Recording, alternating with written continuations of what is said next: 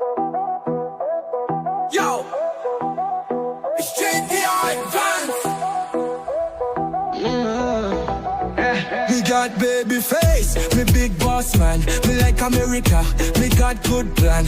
Mexico water, make Gulf US obey. Me make Zelensky say thanks to my face. Me got baby face, me got big cheer. Trump bad, Trump good, me no care. Me write big book, kill billies and stuff. Now me important, we're tired tough. Me go Yale school, me learn big word. Now me forget everything me heard. Silicon people give me job, me take. Now me like Trump, me make no mistake. Yo, it's JD Advance.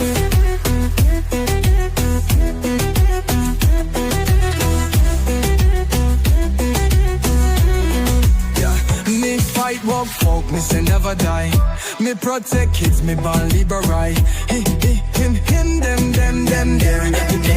America simple, only two gender. Me face, me big boss man. Me like America, me got good plan. Mexico water, make Gulf US obey.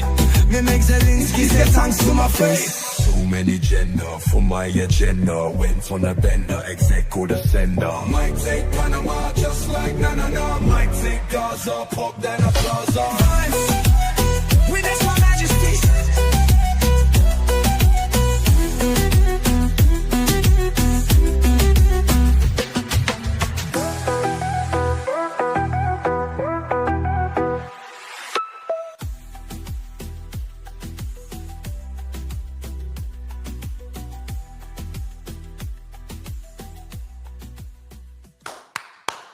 What's going on, everyone? Welcome into CobraCast 199. I am your host, Jeremy Prime, Mage IDOT of Unit 199. Happy to see all of you here on a Monday, December 1st. A lot of people think now you can officially start listening to Christmas music. I reject that idea. You can listen to Christmas music all year long, but the official start date for Christmas music is November 1st. That's just a fact, and no one can disagree with that. November 1st is when you can start listening to Christmas music. Officially, that's the official time. So those are the rules. I don't make them up, but those are the rules. It is Christmas time now. So what about Thanksgiving music? Thanksgiving music is Christmas music. It's awesome. It's awesome. As a former retail worker, I used to listen to Christmas music a lot, and a lot of people hated it. A lot of people are like sick and tired of like, dude, no, I loved when the holidays got there. What I didn't like was the customers, because listen, man, retail would be awesome if it wasn't for those damn customers. You know what I mean? Like, they're the only thing that ruined it. Everything else about retail was awesome. And then you had these damn customers that came into the store, and you're like, this ruins everything. If we could just get rid of the customers, retail would be the greatest job ever. But hey, I guess you got to deal with them, right? Sounds like Clerks. That's why Clerks is one of my favorite movies. I love Clerks. I can relate to that on many, many levels. But yes, good to see all of you here. We got Al3PO for $1. Leon with 5 gifted memberships. Thank you, Leon. Swirly BS for 10. He was messaging me this weekend. He says, bro, go live. He says, we're going through some serious fig withdrawal. Hope you had a good Thanksgiving. Thank you. I appreciate it, man. I was planning on going. I did do a couple of gaming streams this weekend, but I was planning on going live and doing CobraCast, but I was so busy with football and everything. So, and just other stuff going on. So I didn't get a chance, but so my apologies. I know I said I was going to try to go live this weekend, but I don't know. I was just tired Sunday, and I just was relaxing, watching football all day yesterday. So Alan Tennessee says, hail the 199.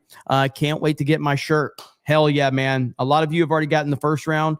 I know the next round is going to be shipped out very soon. So looking forward to seeing everyone in their merch. It's going to be awesome. Jesus says, all hail Cobra Commander, Jeremy, and King Trump. Oh, there's a lot to talk about, specifically with one Tim Walz out of Minnesota. We're going to get into all that. Storm Shadow says that Die Hard soundtrack is full of Christmas music. Die Hard people, the Die Hard is a Christmas movie crowd. They need everyone else to agree with them. They're very insecure. Like, if you think it's a Christmas movie, great. I'm not telling you you're wrong. I'm just telling you I don't. But the people that think Die Hard is a Christmas movie need everyone else to agree with them because they're very insecure about their own position. I don't need you to agree with me. So I think you should stand firm in your own view and quit worrying about needing everybody else to agree with you. You know what I mean? Like the Die Hard is a Christmas movie crowd. They are just like, you have to agree with me. And if you don't agree with me, you're wrong. And I hate you. And I hope you die. And I'm like, maybe don't get so emotional, bro. Like, it's okay if other people don't. It doesn't take you away from believing it's a Christmas movie. But that's the whole thing that I've always thought was funny, is that the pro Die Hard is a Christmas movie crowd, they need everyone else to basically reaffirm their own opinion. It's very, very leftist behavior. Very leftist behavior. So, Little Jim's Halo says, keep making them cry, post more memes. Absolutely. BC Man says, JD Advanced does and always got a plan. Hail JD Advanced, baby. Al 3PO says, yeah, I got no sleep last night. Someone broke into my store that I manage. A bunch of heartless strangers. We know what heartless strangers are, don't we? Are you being like for real? Like, it's, again, I have no idea if you're memeing or not. But I hope that you're memeing. I hope that you're memeing. But the truth is you probably aren't. Packy Proton says, if Wayne's World was made today, do you find Judy Hobbs attractive? Wayne seriously laughs. No. Says Packing Protons. Let me see here. The Die Hard Christmas movie thing was funny at first, but now it's just annoying. 100%. It is. But all I do is like to troll the people that are like their entire life is built on it now. It's kind of like the anti-Israel crowd. Like their entire existence is built off of like Israel. And so, yeah, these people, 100% for real. Dude, I'm so sorry to hear that. Press briefing is going on. I had that pulled up so that we could watch it. Let me see. Okay, press briefing is going on. She's not live yet. Let's see here. So we're waiting for her to go. Oh, wait, no, it's the hell. Come on, Fox News. Fix your shit, bro. Fix your shit, bro. Okay, so it looks like we're waiting for the press briefing. So we will cover that. Packy Protest is a diehard argument. Let's see. The Namek Frieza battle takes place during Christmas. Is that a Christmas show? Apparently everything is. All you need to do is throw a Christmas tree into it. So like I said, I personally think Lord of the Rings is a Christmas movie for me because it came out in December and I just have Christmas memories of that. It doesn't make it a Christmas movie at all, but I like watching Lord of the Rings during Christmas because I personally have a Christmas connection to it. Marlon says, swig of water for the working man. Hail to you. Let's go.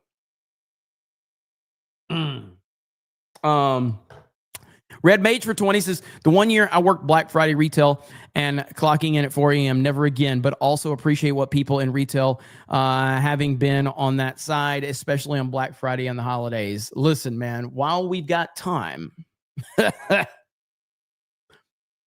war stories I have for you. Somebody just said it, war duty. You don't know what it's like to live in the real world until you've worked Black Friday retail. I'm telling you right now, there are a couple of things in life that define you as a man. Okay? One is Modern Warfare 2 lobbies.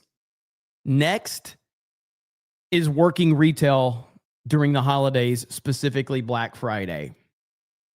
You will be cussed at. You will be yelled at. You will have angry black women yelling at you. You will have old ladies yelling at you. You will have grown-ass men beating up old ladies for toys.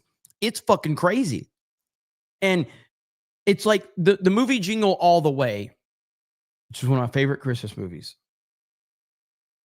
It is so, like, obviously there's a little bit of hyperbole in it. There's some over the top stuff from the Hollywood perspective, but like Jingle All the Way is pretty based in reality. And you'd think I'm joking if you've never, I worked Toys R Us on a Black Friday. I'm telling you right now, Jingle All the Way is not even fucking close. Bro has never worked road construction.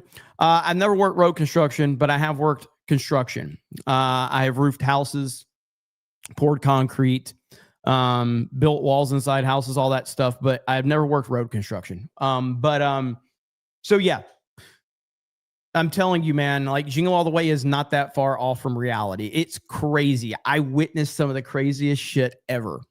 It was amazing. I miss it kinda, but at the same time, I don't want to go back. Let me see. Piano Dean says, when did Santa Claus ever say yippee-ki-yay mother effer? In Die Hard. Tree Bear says Die Hard is a Christmas movie, and saying it isn't is the same as saying 2 + 2 = 5. You're just wrong. And as a society, we should not tolerate your level of stupidity. Hail 199 Beardo Fat. I guess that's why it came out in the middle of summer as a summer blockbuster, because it was a Christmas movie. Makes a lot of sense. All Christmas movies come out in the middle of summer and advertised as a summer blockbuster. Nas says an even better Christmas movie is Lethal Weapon. It starts with a Coke bust in a tree lot and ends with a Christmas light yard fight. Sam Wise says, Jeremy, join our Die Hard is not a Christmas movie group on Critic List. We need reinforcements. See War Games yesterday. Thoughts? I did not. But yeah, I don't like. I don't care about like arguing it, like joining a group to like battle against it. My whole stance is, if you think Die Hard is a Christmas movie, that is perfectly fine with me. I don't. And I'm okay with you thinking it's a Christmas movie. The question is are you okay with me thinking it's not a Christmas movie? And the consensus among the Die Hard as a Christmas movie crowd is that they can't accept that other people disagree with them. They get really emotional over it. Whereas I'm like, you should watch Die Hard every year. You should put Die Hard ornaments on your trees. You should do family gatherings if that's what you're into. Doesn't mean I have to. You know? Packing Pro Towns says, made the mistake of picking up South Park 64 on Black Friday. Just waiting in line for an hour or two made me say, nope, not again. I went out on Black Friday and dude, Best Buy was absolutely insane. Best Buy was nuts. So, and I just was like, I'm going home. I can't deal with this shit. Ryan Miller says, ever since the incident in DC, Trump has been on a rampage on immigration and other programs. I don't blame him for being pissed. I expect the media and the left and the Democrats to cry racism. Well, that's all they are doing right now. Like right now, there's a lot to cover because Tim Walz responded to President Trump for calling him retarded. And it's playing at exactly what you would think. Minnesota has actually been calling out Tim Walz for corruption across the board with all of these immigrants. Things are looking really bad for Tim Walz. You got Pete Hegseth triggering the liberals right now with memes. They're losing their minds over that. And Trump has just gone completely ham. He doubled down on the Tim Walz thing. They asked him about it yesterday. And he's like, yeah, I stand by calling him retarded. Like, Trump is not backing down at all. Miniature Von Think says, let's see, need to see Legal Mindsets video laying out the legal steps Trump needs to take in order to actually have net negative migration activist judge proof. Well, he got, and it's funny because Trump got shot down not on immigration today, but by another corrupt judge today, right here. Let me show you this one. Right here. So appeals court disqualifies former Trump lawyer Alina Habba from serving as interim U.S. attorney for New Jersey. So it's like, how is he supposed to do his job when he is constantly being shot down by these corrupt courts and judges? Like, it's absolutely insane. I don't understand it. We've never seen a president deal with this much bullshit, and it just continues. The corruption is insane. So let's see here. Storm Shadow says Die Hard came out in summer, so VHS copies could be wrapped under the Christmas tree and played at Christmas parties. A retail worker would know that. So if anything is ever considered a Christmas present, that automatically makes it a Christmas like whatever. So if people buy a Nintendo Switch this year and wrap it up under the Christmas tree, it's Nintendo Switch is a Christmas video game console now. You see the logic that the Die Hard is a Christmas movie crowd. So, hey, because people bought it as a Christmas present, it's a Christmas movie. Then literally every fucking movie ever made's a Christmas movie. What the fuck are we talking about?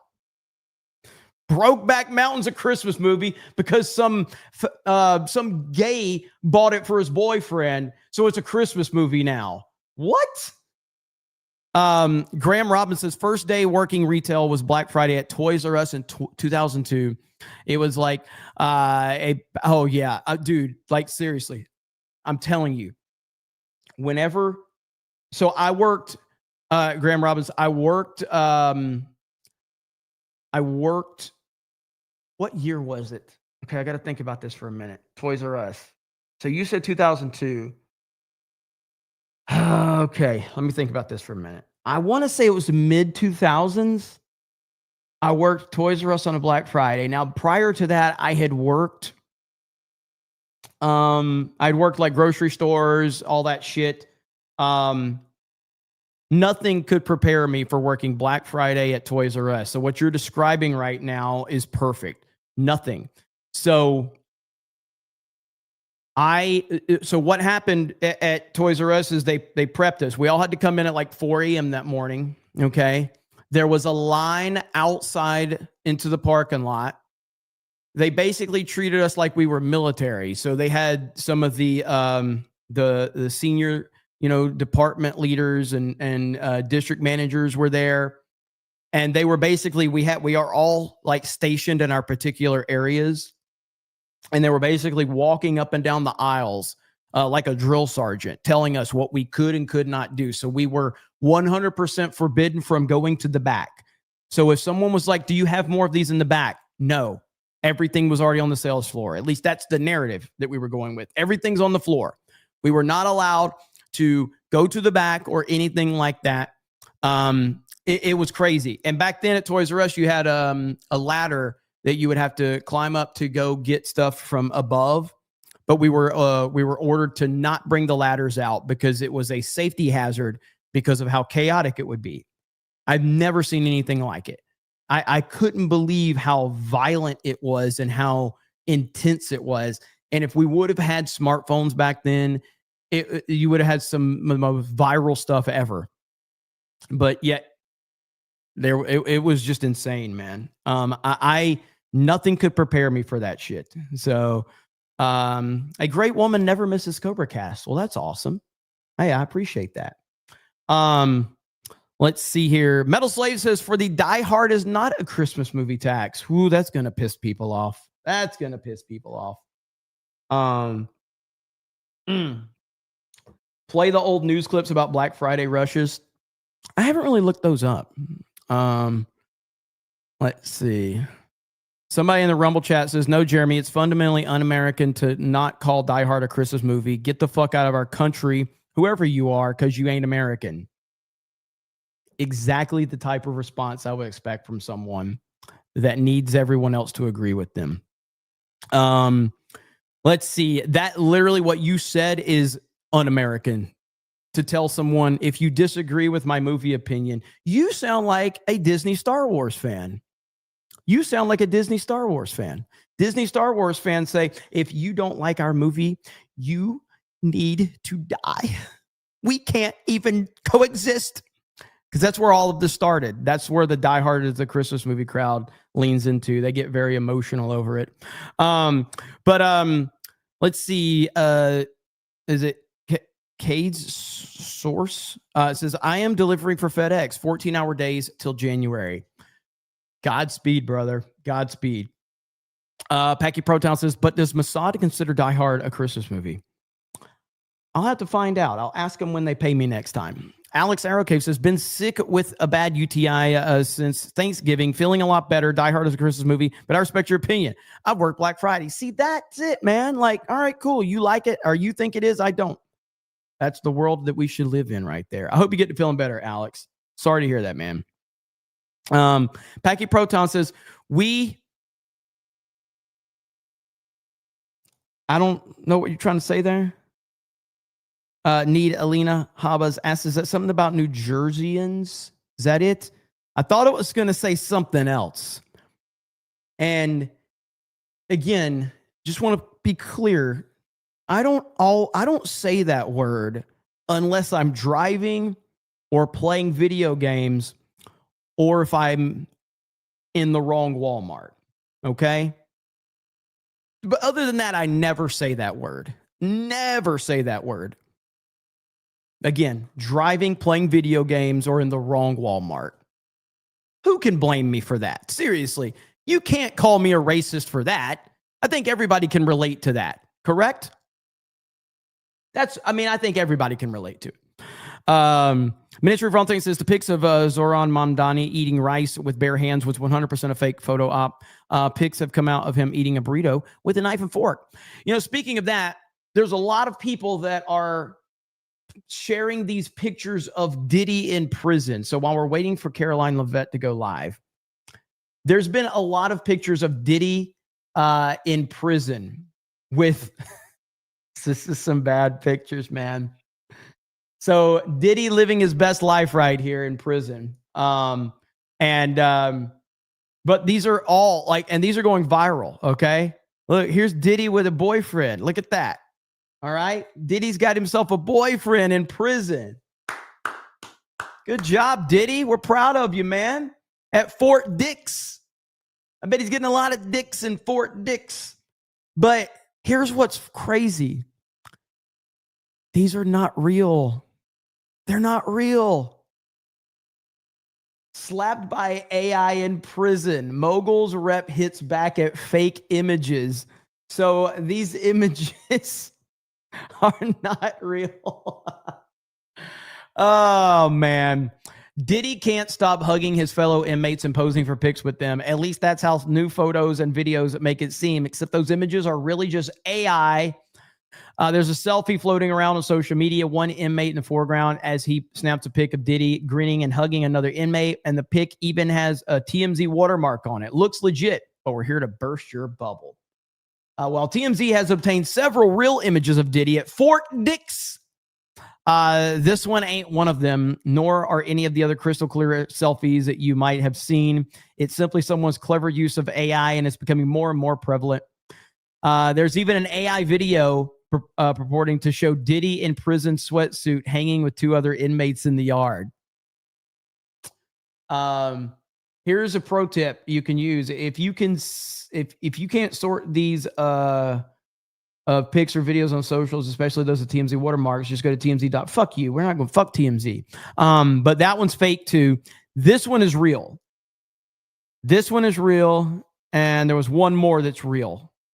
Now, I'm going to be honest. I saw these pictures the other day, especially this one. I thought this shit was real, bro.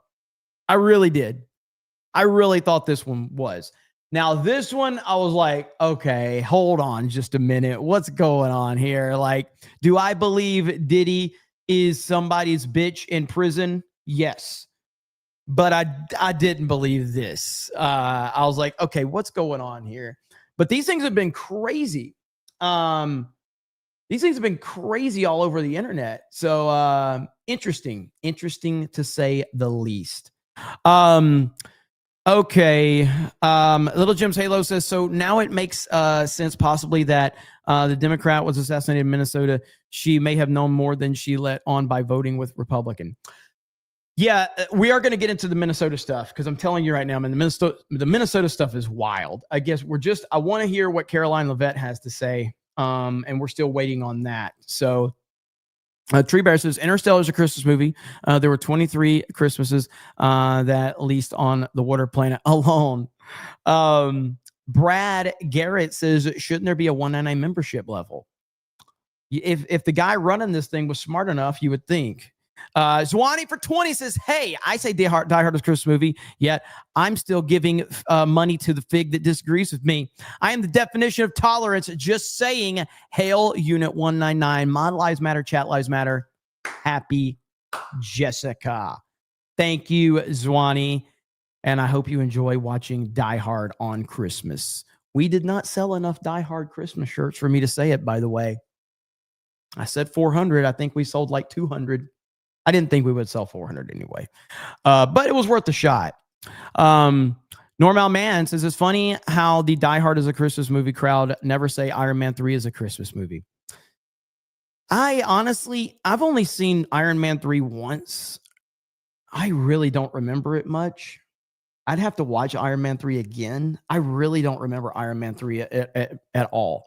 I watched Gremlins for the first time in a long time. Wait, what is this? Why am I getting this notification on my phone? Getting hacked, am I? The hell is this? I don't know what that is. Yeah, I don't really remember Iron Man 3. I remember being disappointed by it, but I don't really remember how relevant Christmas is to the story or anything like that. So, definitely not Brock. For member messages, remember to stay hydrated and drink water. There you go, sir. I mean, you got Harry Potter, the first two Harry Potter movies. You can make an argument for them. Alan Tenacity says, I worked Best Buy and Old Navy Black Friday. I've been in the trenches, heavily grizzled. You know it, man. You know it. Jeremy Worman says, it's okay if Jeremy doesn't think Die Hard is a Christmas movie. His family tree is a straight line, and it explains a lot. Jeremy Wormy, you're gay. Sam Wise says, people that think Die Hard is a Christmas movie are the same people that tried to convince you that Nickelback songs all sound the same. Mob rule.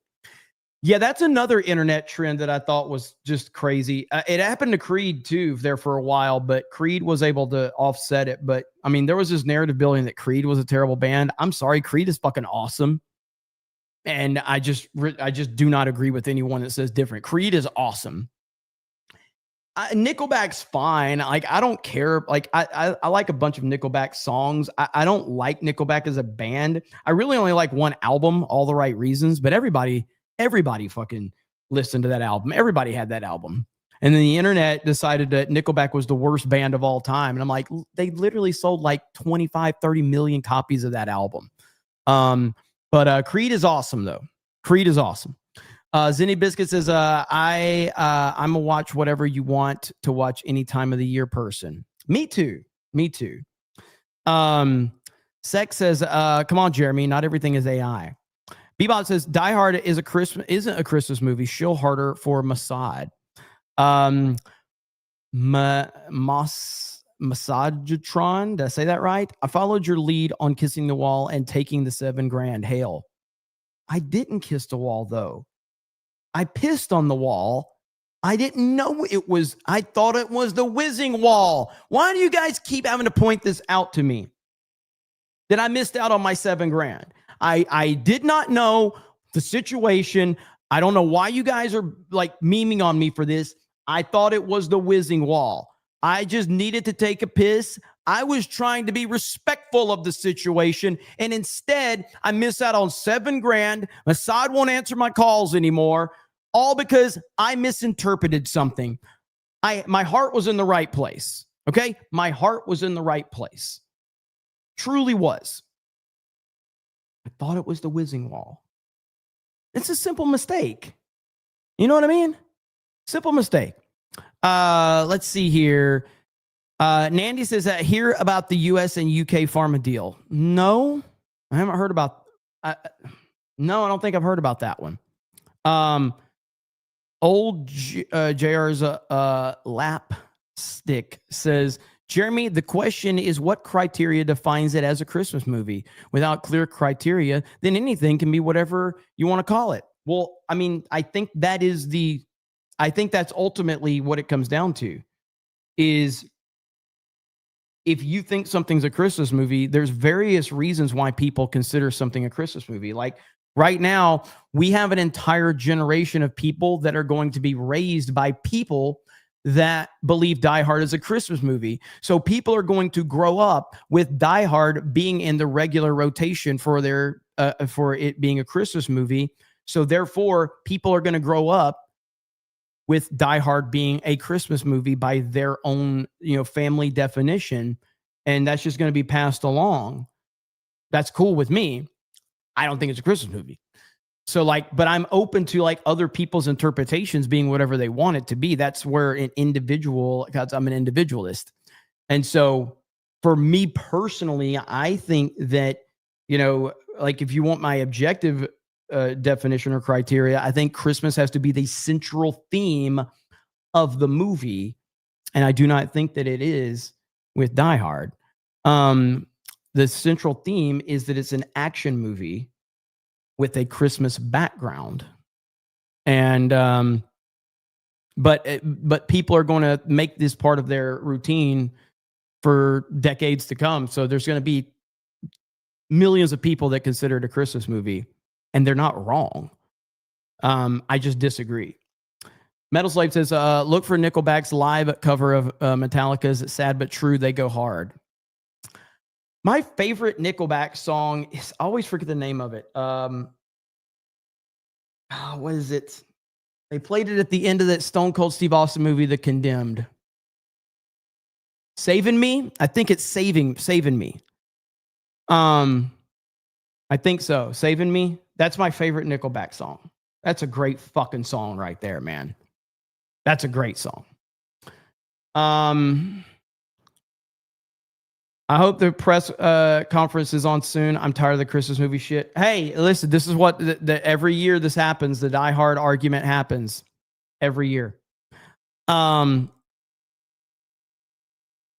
Let's see. The Spider-Man one. I like the Spider-Man one too, but the Saving Me is a great song. MAGA Cracker Mike says Schindler's List is a Christmas movie. Bird Up says Creed's My Own Prison album is awesome, especially Torn and the title track. Yes, it is. It is a perfect album. It is a perfect album. And anyone that disagrees, I'm gonna lose my mind. Minister of Own Things says the guy rocking Crocs and mullet saying Creed is awesome. Let that sink in, dude. Creed is fucking awesome. You know what? We're gonna do a poll in chat. Poll in chat. Okay. Let's see. Poll in the chat.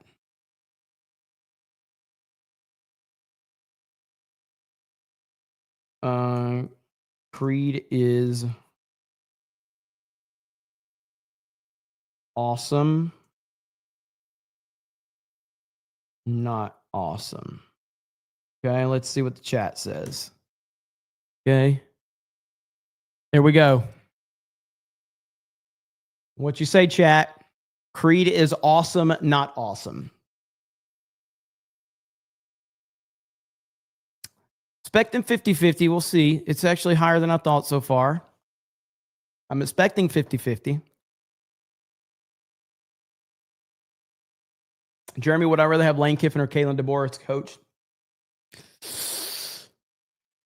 That is a tough question because Kiffin does know the Alabama system very well, and he is a very good offensive mind. I like Kalen DeBoer. That's a toss-up for me. All right, so 66% right now say Creed is awesome. Because Creed is awesome. These are facts right here, okay? 100% Creed is the best. And by the way, I got tired of you guys making fun of me for wearing Crocs. It worked. It really hurt my feelings. She's live right now, but it really hurt my feelings. So I do have my Alabama Crocs on. So just so you know, there you go. I'll begin this week with some scheduling announcements for President Trump's very busy week ahead. Tomorrow, President Trump will host his 9th cabinet meeting of the year alongside his incredible cabinet who continue to deliver for the American people at a record pace. Later in the afternoon tomorrow, the president will make an announcement in the Oval Office on his initiative to create Trump accounts to give the next generation of Americans a jump start on savings. It will be a very exciting announcement indeed, especially for all of the parents across the country with young children and babies. On Thursday, President Trump will host the presidents of the Republic of Rwanda and the Democratic Republic of Congo to sign the historic peace and economic agreement that he brokered. On Thursday night, the president and the first lady will celebrate one of America's greatest traditions, the lighting of the national Christmas tree on the ellipse. And on Friday, President Trump will attend the FIFA World Cup final draw at the Kennedy Center. You all will be seeing and hearing from the president every day this week. So you have me today, and then he will take on the rest of the week himself. Next, I would like to address the horrific tragedy that took place in our nation's capital that last week. A foreign terrorist that the Biden administration failed to properly vet ambushed 2 members of the West Virginia National Guard who were honorably serving here to keep the residents and visitors of Washington, D.C. safe. U.S. Air Force Staff Sergeant Andrew Wolf was severely wounded in the attack and remains hospitalized while he continues to fight for his life. Tragically, U.S. Army Specialist Sarah Beckstrom died of her wounds. She was just 20 years old. President Trump and the entire White House are praying for Andrew's full recovery at the request of his parents and their personal phone call with the president over the weekend.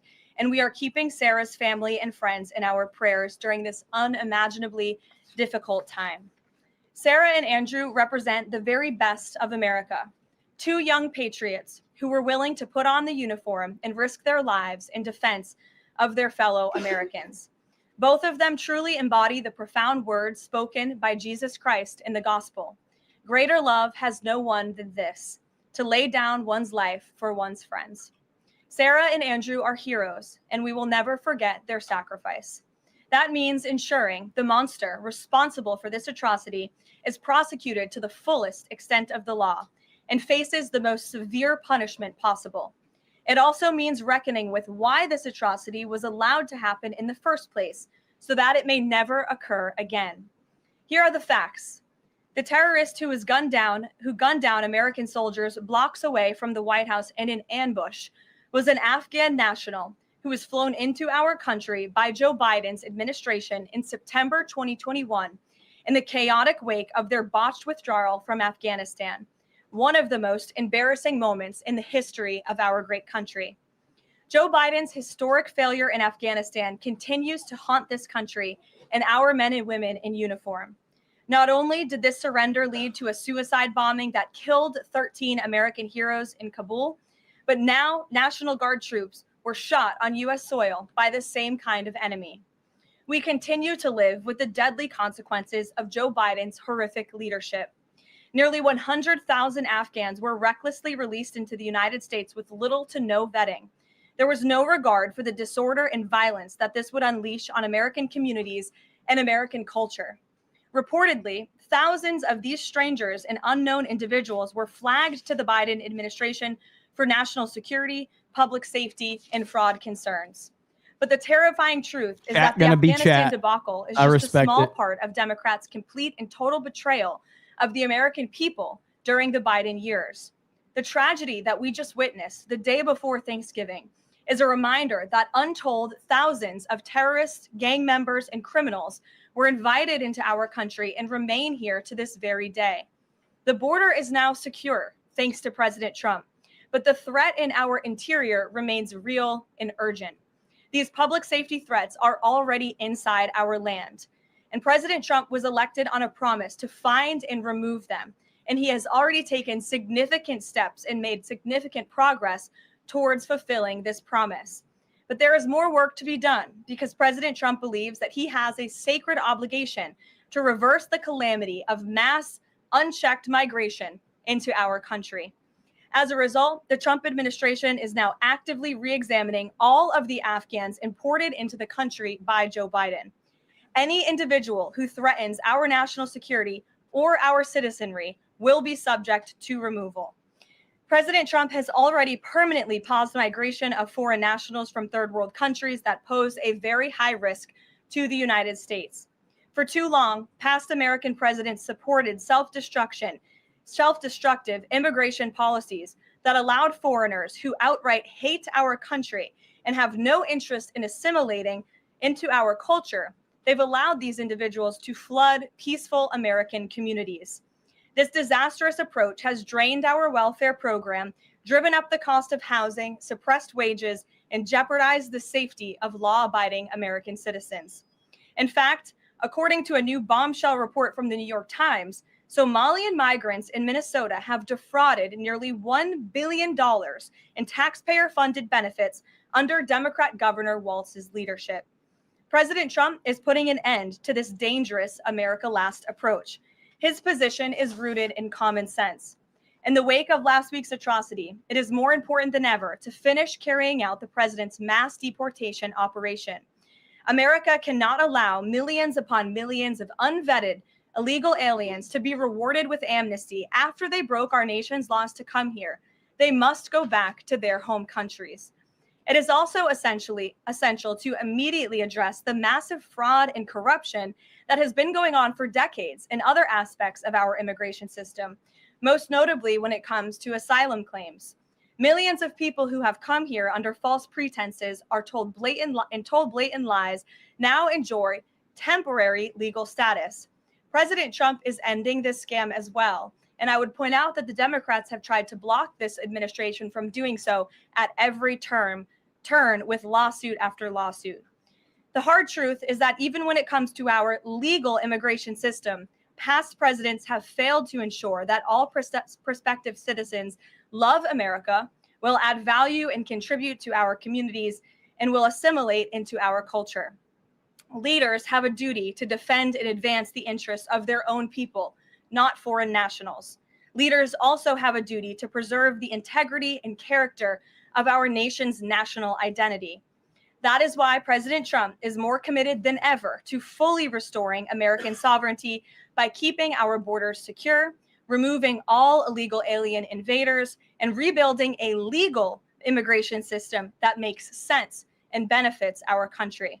President Trump has no higher responsibility than to defend our homeland and our people, and he will never waver in doing so.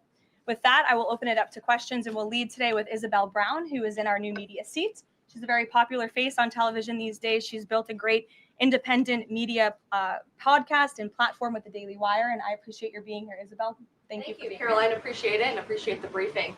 Many Americans, in light of these recent events that you just mentioned, are starting to say that we are being invaded as a country, culturally and logistically, when it comes to immigration. And we know that immigration without assimilation is indeed invasion. So given the recent remarks from Vice President Vance on a college campus about dramatically reducing legal immigration to address some of this crisis, and President Trump's Truth Social post last week about individuals who may be non-compatible with Western civilization, are there any conversations happening or plans being made behind the scenes for the administration to implement at least a temporary immigration moratorium, for example, in light of what the American people might be calling for? So, Isabel, it's a great question. I think I spoke a little bit to the heart of your question in my opener there. I would add that the Trump administration has done more to limit migration, both illegal and legal, than any administration in history. And I'll just walk you through some of the actions that we have taken thus far. Number one, the Trump administration issued a travel ban for 19 countries, including Afghanistan, special immigrant visas, which is a legal pathway to get here, which we know many Afghans have utilized to come into the country, have now been paused since the tragic shooting last week. Refugee admissions were suspended for Afghans from this administration on day one, and refugee admissions into the country right now are essentially at zero, with the exception of Afrikaners fleeing persecution in South Africa.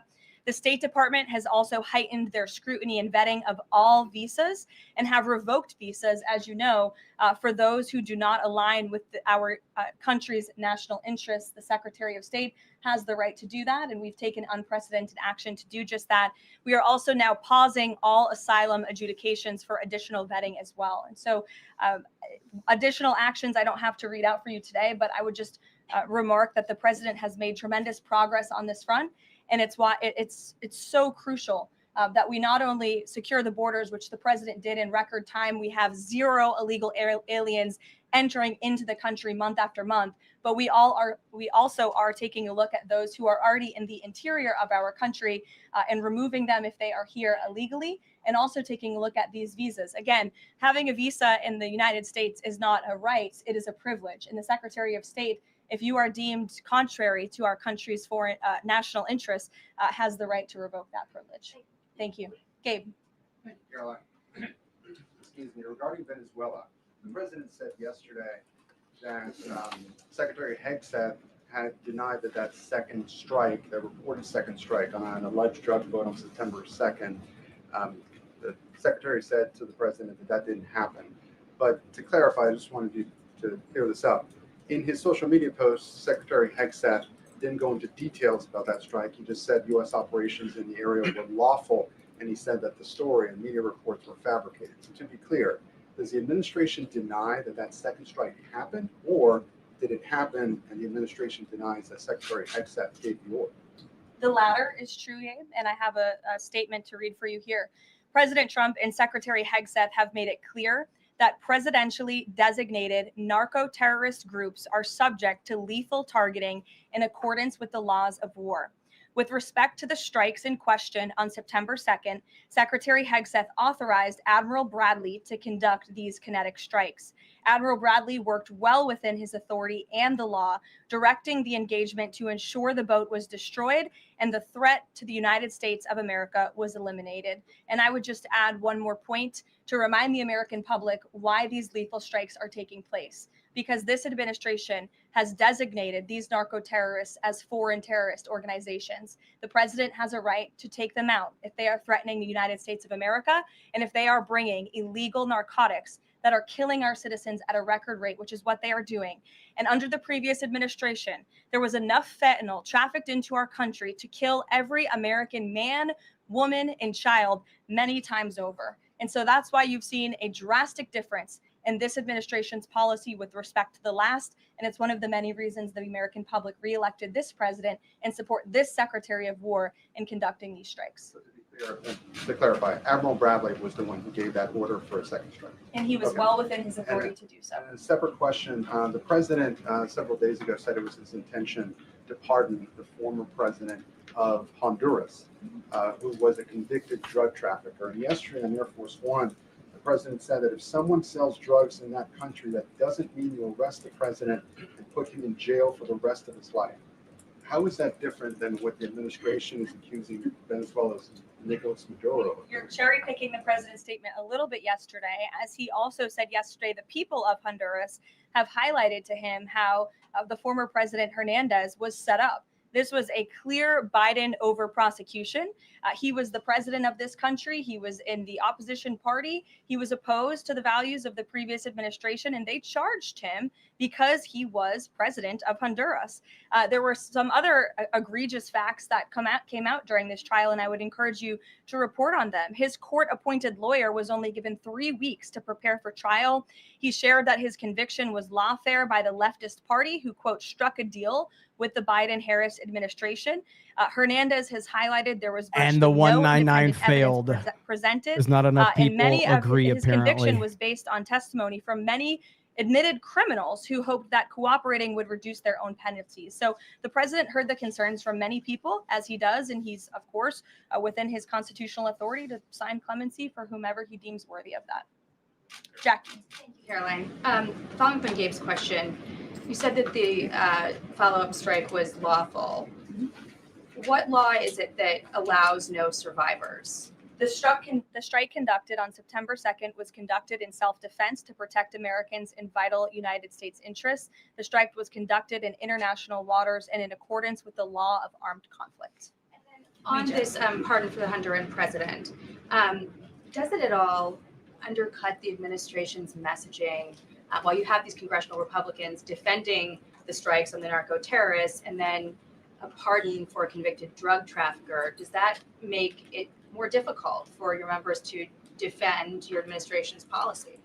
I don't think so, Jackie. I think that President Trump has been quite clear in his defense of the United States homeland to stop these illegal narcotics from coming to our borders, whether that's by land or by sea.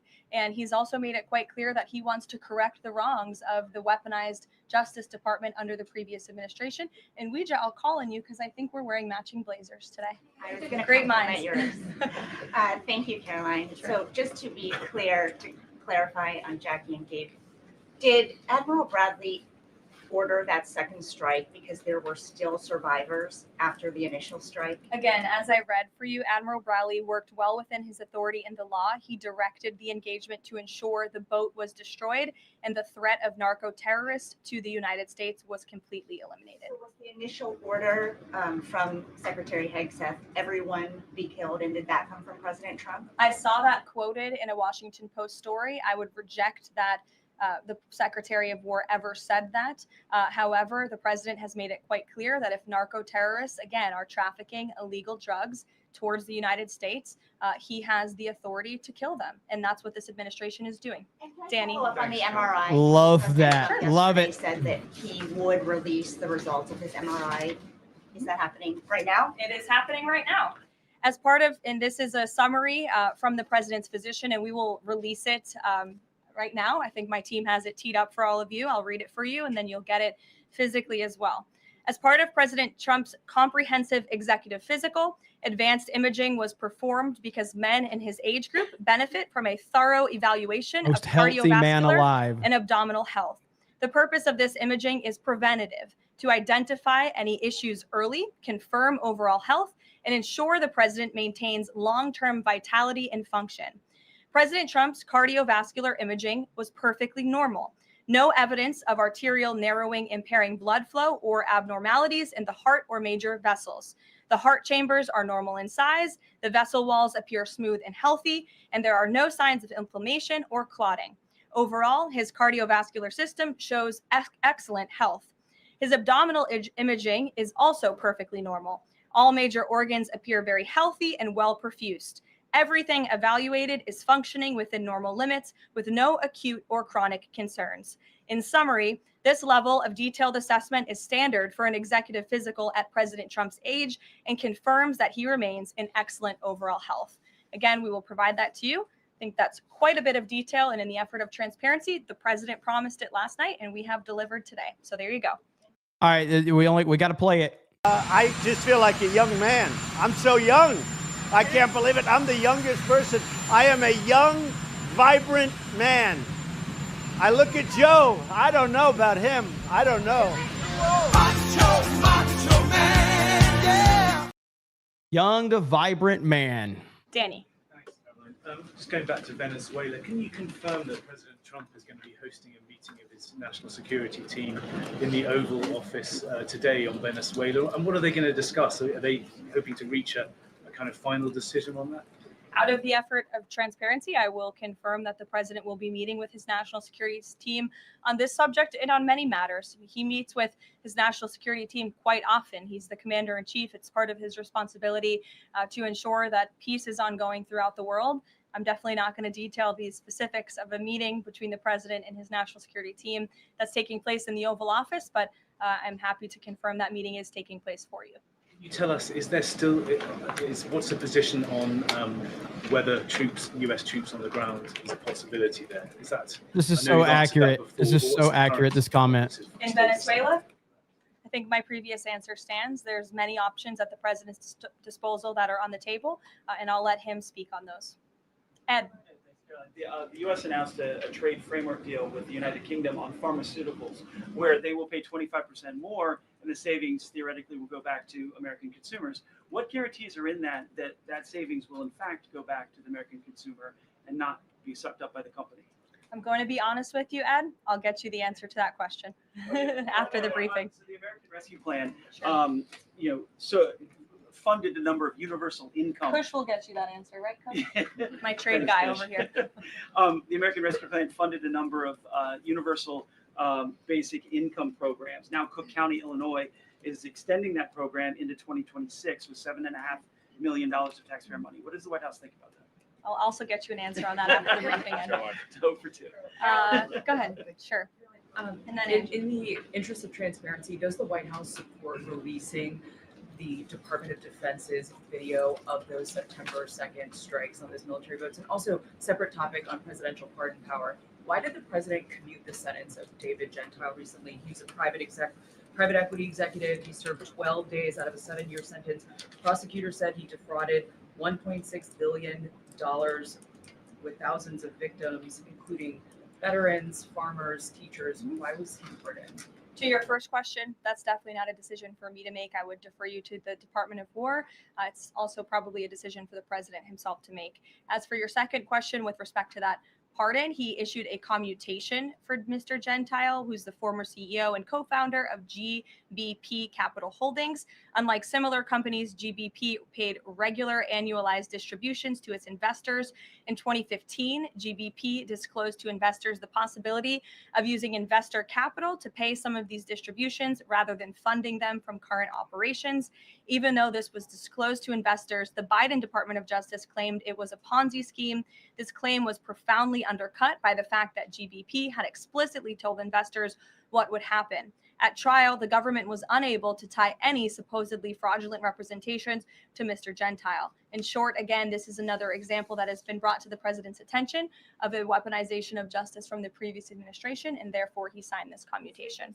So say that these people were defrauded. I just read you a very detailed summary of why the commutation was made. Sure. In the middle with the red tie. Thank you, Caroline. Okay, Andrew, go ahead, and then you. In wake of Congresswoman Marjorie Taylor Go ahead, Greene's early resignation, reports last week indicated that other House Republicans might consider doing the same. Does the president have any concerns in light of those reports about other House Republicans potentially leaving early, as well as the other announced retirements that we saw in the last couple of days? Look, I think the president maintains very good relationships with the vast majority, maybe with the exception of one or two. I think many in this room know who I'm referring to. Very good relationships with members of Capitol Hill within the Republican Party. And the president clearly is the unequivocal leader of the Republican Party. I think it was a recent CNN poll that actually showed that more than 90% of Republicans continue to support President Trump as the leader. So he maintains very good relations, as does his entire team here at the White House. And of course, we have a very slim margin in the House, and the president wants that to continue. Andrew, go ahead.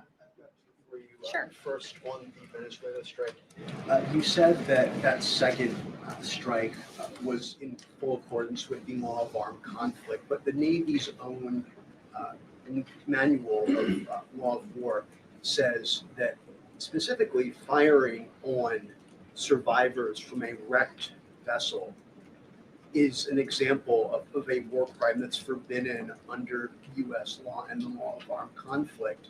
So how was that second strike in following law of armed conflict and then second on immigration? Again, Andrew, I would reiterate to you the strike was conducted in international waters and in accordance with the law of armed conflict. And since somebody asked about Congress, and it's sort of related we don't to give a Venezuela, fuck about these criminals. that We don't Secretary care. Hickson spoke with members of Congress. We who may don't have expressed care. some concerns over the weekend, and there have also been 13 bipartisan briefings to Congress on the Venezuelan strikes. There have been a number of document reviews for members of Congress to review the classified DOJ Office of Legal Counsel opinion and other related documents. 29 senators and 92 representatives have reviewed those documents, which is about 2/3 of those are Democrat members, and they have been made available to all 100 senators, all 435 members of the House, and to general counsels of the relevant committees on a bipartisan basis for their review. On immigration, during your topper, you said, and I quote, "Leaders also have a duty to preserve the integrity and character of our nation's national identity."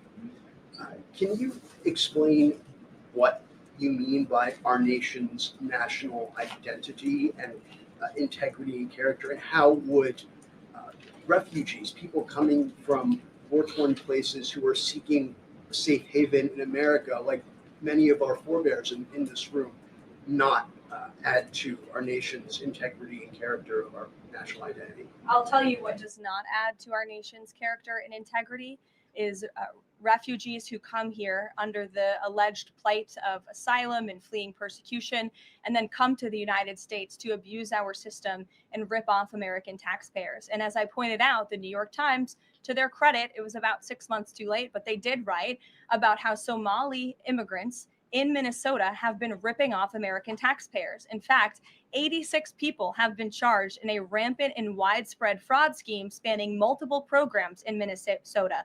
Of those 86, 78 of those people are Somali, 91% of them charged. So far, 59 of those people have been convicted for their roles in fraud plots that have stolen $1 billion from taxpayers. In one scheme, and this is egregious, a nonprofit and its affiliates with these Somali migrants claimed to have fed tens of thousands of American children during the pandemic. They were reimbursed for those meals by taxpayers. However, federal prosecutors found that almost all of those meals were never even delivered to hungry children. In fact, those organizations' leaders spent the money on houses, luxury cars, and real estate in Turkey and Kenya. Another scheme involved hundreds of organizations who were reimbursed for services that were supposed to help people at risk of homelessness. Once again, those services were never provided. All of this has happened under Democrat leadership in a Democrat-run state where these refugees, these migrants are coming to the United States. They are abusing our system. They are draining our resources that should be going to law-abiding, taxpayer-funded, tax-paying Americans. And this president is not going to put up with it anymore. Rachel. Thank you, Caroline. Just to follow back up on the Washington Post reporting, so much of the concern from Democrats and Republicans is focused on the survivors. Why won't the administration either confirm or deny or reveal whether or not there were survivors after that initial first strike?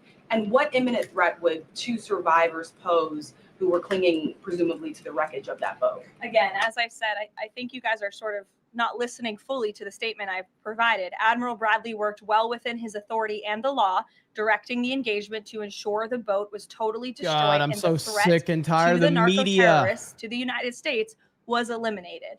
And for any further questions about his thinking, I would defer you to the Department of War. I obviously wasn't in the room for these. Just to follow up, Caroline, just on the administration's policy when it comes to survivors, was there a change in policy after this strike on September 2nd? The Washington Post is reporting that these two survivors were killed after a second strike, but then in October, two people were rescued and returned to Colombia and Ecuador. So was there a decision that was made to handle survivors differently after these strikes? Not to my knowledge, no. Steve. The president confirmed that he spoke to the Venezuelan leader. Are you trying to negotiate his departure? Is there an asylum deal underway? President, as you know, last night on Air Force One, he said, I don't want to comment on that, but I did speak to him in the effort of transparency. So there you go. You got your confirmation. I'll let him speak further if he wishes to on the details of that conversation that took place. Witkoff is headed to Moscow. How Yes. close are you to some sort of Ukraine agreement? I think the administration feels very optimistic. Obviously, you've seen, Steve, that the president's entire team, including Special Envoy Witkoff and Secretary Rubio and the vice president and the president himself, Secretary Hegseth as well, have been working so hard on this effort, and they all really want to see this war come to an end. And so just yesterday, Sunday, I believe that was yesterday, they had very good talks with the Ukrainians in Florida. And now, of course, Special Envoy Witkoff is on his way to Russia. This is sort of the shuttle diplomacy that you've seen from this administration play out, where we speak equally with both sides. We've put points on paper. Those points have been very much refined. But as for the details, I will let the negotiators negotiate. But we do feel quite good, and we're hopeful that this war can finally come to an end. Stephen. Thank you, Caroline. I've got a question about Ukraine and then a clarification about the immigration changes that are happening. On Ukraine, President Trump very briefly yesterday said that corruption issues there were not helpful to the peace process following the resignation on Friday of President Zelensky's top aide, Andrei Yermak. We were told from your podium in the prior administration that, quote, there is no indication that there's been any kind of widespread corruption involving U.S. resources in Ukraine. What is the Trump administration's view of corruption issues in the wake of Yermak's resignation? And how is that impacting peace talks? Well, look, I think the president has made it quite clear, as he said last night, corruption is never helpful. And he does not want to see American tax dollars taken advantage of, which is why he has stopped the endless checks that were being written by the previous administration to fund this war. The United States is selling weapons to NATO that are being sent to Ukraine. That's a very different thing than the American people writing blank checks to a war effort very far away. It does not degrade the administration's determination to see this war come to an end, but I think it exemplifies the president's desire to always put the American people and the American taxpayer first. On immigration, you mentioned, or you emphasized that there would be a review of the Afghans who were resettled here under the previous administration. Yes. There's a lot of changes happening right now to asylum and to green card holders. What should the 2 million people with pending asylum claims, or the roughly 1 million people from the 18 other countries of concern, know about what's going on in the review? What's the status of all these other people? They're essentially paused for review, and the Department of Homeland Security is taking this very seriously. The questions that they are asking, almost none of these questions the American people give a shit about, generally speaking. I'd say like 80-90% of the questions the press asks, we don't care about. And unfortunately, this is not the only example of a dangerous Afghan who was let in by Joe Biden, who went on to harm the American people. There was an Afghan national who was let into the country under the Biden administration through Operation Allies Welcome, who shot and wounded 2 Fairfax, Virginia police officers during a routine traffic stop. He was killed by return fire after declaring, quote, "I should have served with the explicitive Taliban."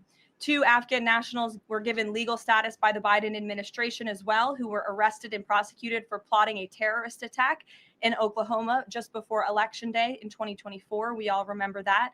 They possessed hundreds of rounds of ammunition and had pledged their allegiance to ISIS. There was also an Afghan national who was on the terror watch list who was apprehended by Border Patrol in 2024, but then he was released into our country by the Biden administration. Again, let's just highlight the absurdity of that. Border Patrol apprehended a terrorist, and then the Biden administration, because of their lax policies, still allowed him to come into the United States of America. I think everyone in this room, whether you want to admit it or not, does not want that individual living alongside you in your American neighborhood. And that individual was later arrested again after being allowed to live in the U.S. at large for over a year. Another one, a criminal illegal alien from Afghanistan, was arrested by ICE in 2025, convicted of second-degree assault, was previously allowed to stay in the country by the Biden administration. I have several more examples here. I'm happy to provide them to anyone in this room. John. Thank you, Caroline. First of all, happy Thanksgiving to Thank you. and your young family. Hope you enjoyed it. I have 2 questions unrelated. The first, back to Afghanistan. My son and I walked by the horrific shooting less than 1 hour before it happened. So for anybody that's here, this thing's real. You outlined all of these unvetted Afghans that were let in by Biden. We just had one the other day that was going to blow up a DHS building. Can you be specific on what the Trump administration is doing now to re-vet those that are here so that we don't get a repeat of what we had Wednesday night?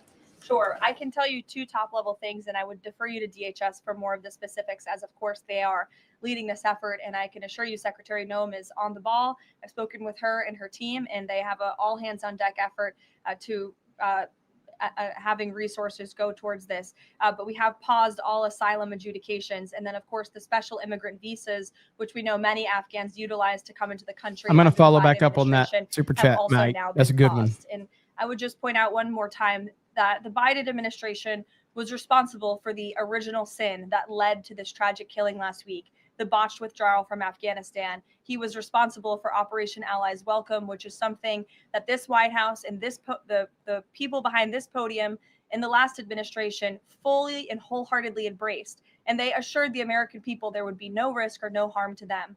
And as I just laid out for you in those many examples, that unfortunately and tragically has not turned out to be the truth. Just ask the families of these 2 brave National Guardsmen, one who is no longer with us and one who continues to fight for his life. So I know the president is wholeheartedly focused on this effort. And I think, unfortunately, these events do remind us why it's so important that the president's mass deportation operation continues. With that, sure. Follow up. The White House today launched a new fake news portal, which I found interesting. What is your objective with that ultimately? And are you going to name the news networks? And are you also going to name some of the correspondents, some which may be here today? Yes. We are. I'm glad you noticed. Much to the dismay of some of your colleagues in the room, John. And I think it goes to our original promise on day one to hold the media accountable, because unfortunately, and we deal with this all day, every day around here, there are so many fake stories that are unfortunately written that have inaccurate characterizations of meetings that took place. And it's all based on anonymous sourcing. And, you know, the standard for journalism, unfortunately, has dropped to such a historic low in this country. And again, we deal with it every day, where you can have an anonymous source who has no idea what they're talking about, zero credibility, call up a reporter in Washington and say, hey, I heard this. And then the next thing you know, it's on the front page of the New York Times. It's really incomprehensible. We appreciate the journalists, some of those who are in this room who do reach out for comment, who try to get things right. And there are some that remain. But overwhelmingly, the fake news that we see pumped out of this building on a day-to-day basis, it's honestly overwhelming to keep up with it all. And to constantly have to defend against these fake news and these attacks. And I will point out one fake news story over the weekend before I let you all go, from the New York Times that took about 1/3 of the president's daily calendar and his daily schedule and said that he's doing less than he did in his first term, or he might not be fit for the job. That is unequivocally false. And it's deeply unfortunate that this story was written by the same outlet and the same reporter who wrote this: Biden is doing 100% fine after tripping while boarding Air Force One. Oh, same outlet, same reporter who wrote that President Trump is not fit for the job. Are you kidding me? You all see him almost every single day. He is the most accessible president in history. He is taking meetings around the clock. Another one, Biden declared, quote, healthy and vigorous after his first presidential physical. I don't see headlines like that too often about this president. Again, same reporter, same outlet who wrote falsely over the weekend that President Trump is not fit for the job. I can assure you he absolutely is. You all see that with your own eyes on a daily basis, and the president's physician has now given you all 3 detailed reports on the state of the president's She's a health. badass. So with that, I will leave you all, and we'll see you tomorrow. Thank you. Thank you. There we have it. Caroline Leavitt smacking down the press. They are clowns. They're idiots. People are sick and tired of them and their BS. So she's great. She's great. Okay. So listen, I care about my audience. I respect my audience. We love our audience. Now, a lot of times whenever we get, which, you know, it's discounted for the holidays, but when we get a proper 199, we do the Sydney Sweeney. When we get to 50 gifted memberships, we play Anna, Paulie, and Luna. And we never have anything for the ladies. Well, ladies, I hear your complaints. I hear your complaints. Okay. So, ladies, this is for you. The absolute pinnacle of male achievement. Are you ready? The absolute pinnacle of male achievement.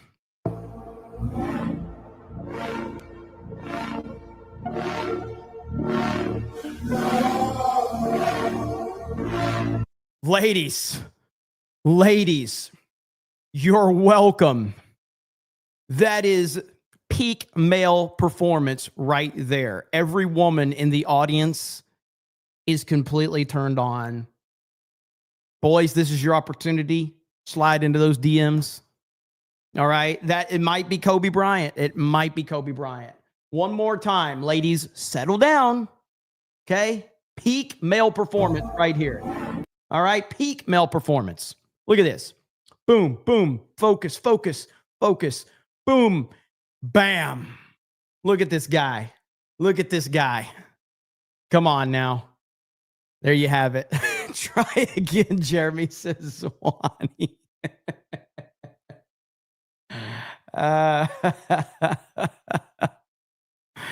Oh, what up, Phil? I see Phil in the chat. Why are the women pissed? I was looking out for you. All right. This clip is older than AI. I want to go back to MAGA Mike's super chat here because these questions are only meant to provide sound bites and clips for all the paid Democrat operatives on X. This is like, we're seeing this everywhere right now. And this reminds me of watching Stranger Things season 5. I feel like everything within Stranger Things season 5 was meant for viral clips. They weren't making a show to make a show. They were making a show so they could get viral clips to go out on social media to get more people talking, which is not a good thing. Not a good thing at all. Thank you, Ladybug. I appreciate that. And so, yeah, all of these questions are meant for sound bites because this is what social media is. It's a little 10-second sound bite without any context. People freak out, overreact, yada, yada, yada. So yeah, I feel you on that one, man. And you guys did distract me on Caroline Levette's, the buttons. Once you said it, I couldn't unsee it. Damn chat. Red View Studio says Bruce Willis stated that Die Hard is not a Christmas movie. He did, but that's not a good argument apparently for the pro Die Hard as a Christmas movie crowd. They don't like that.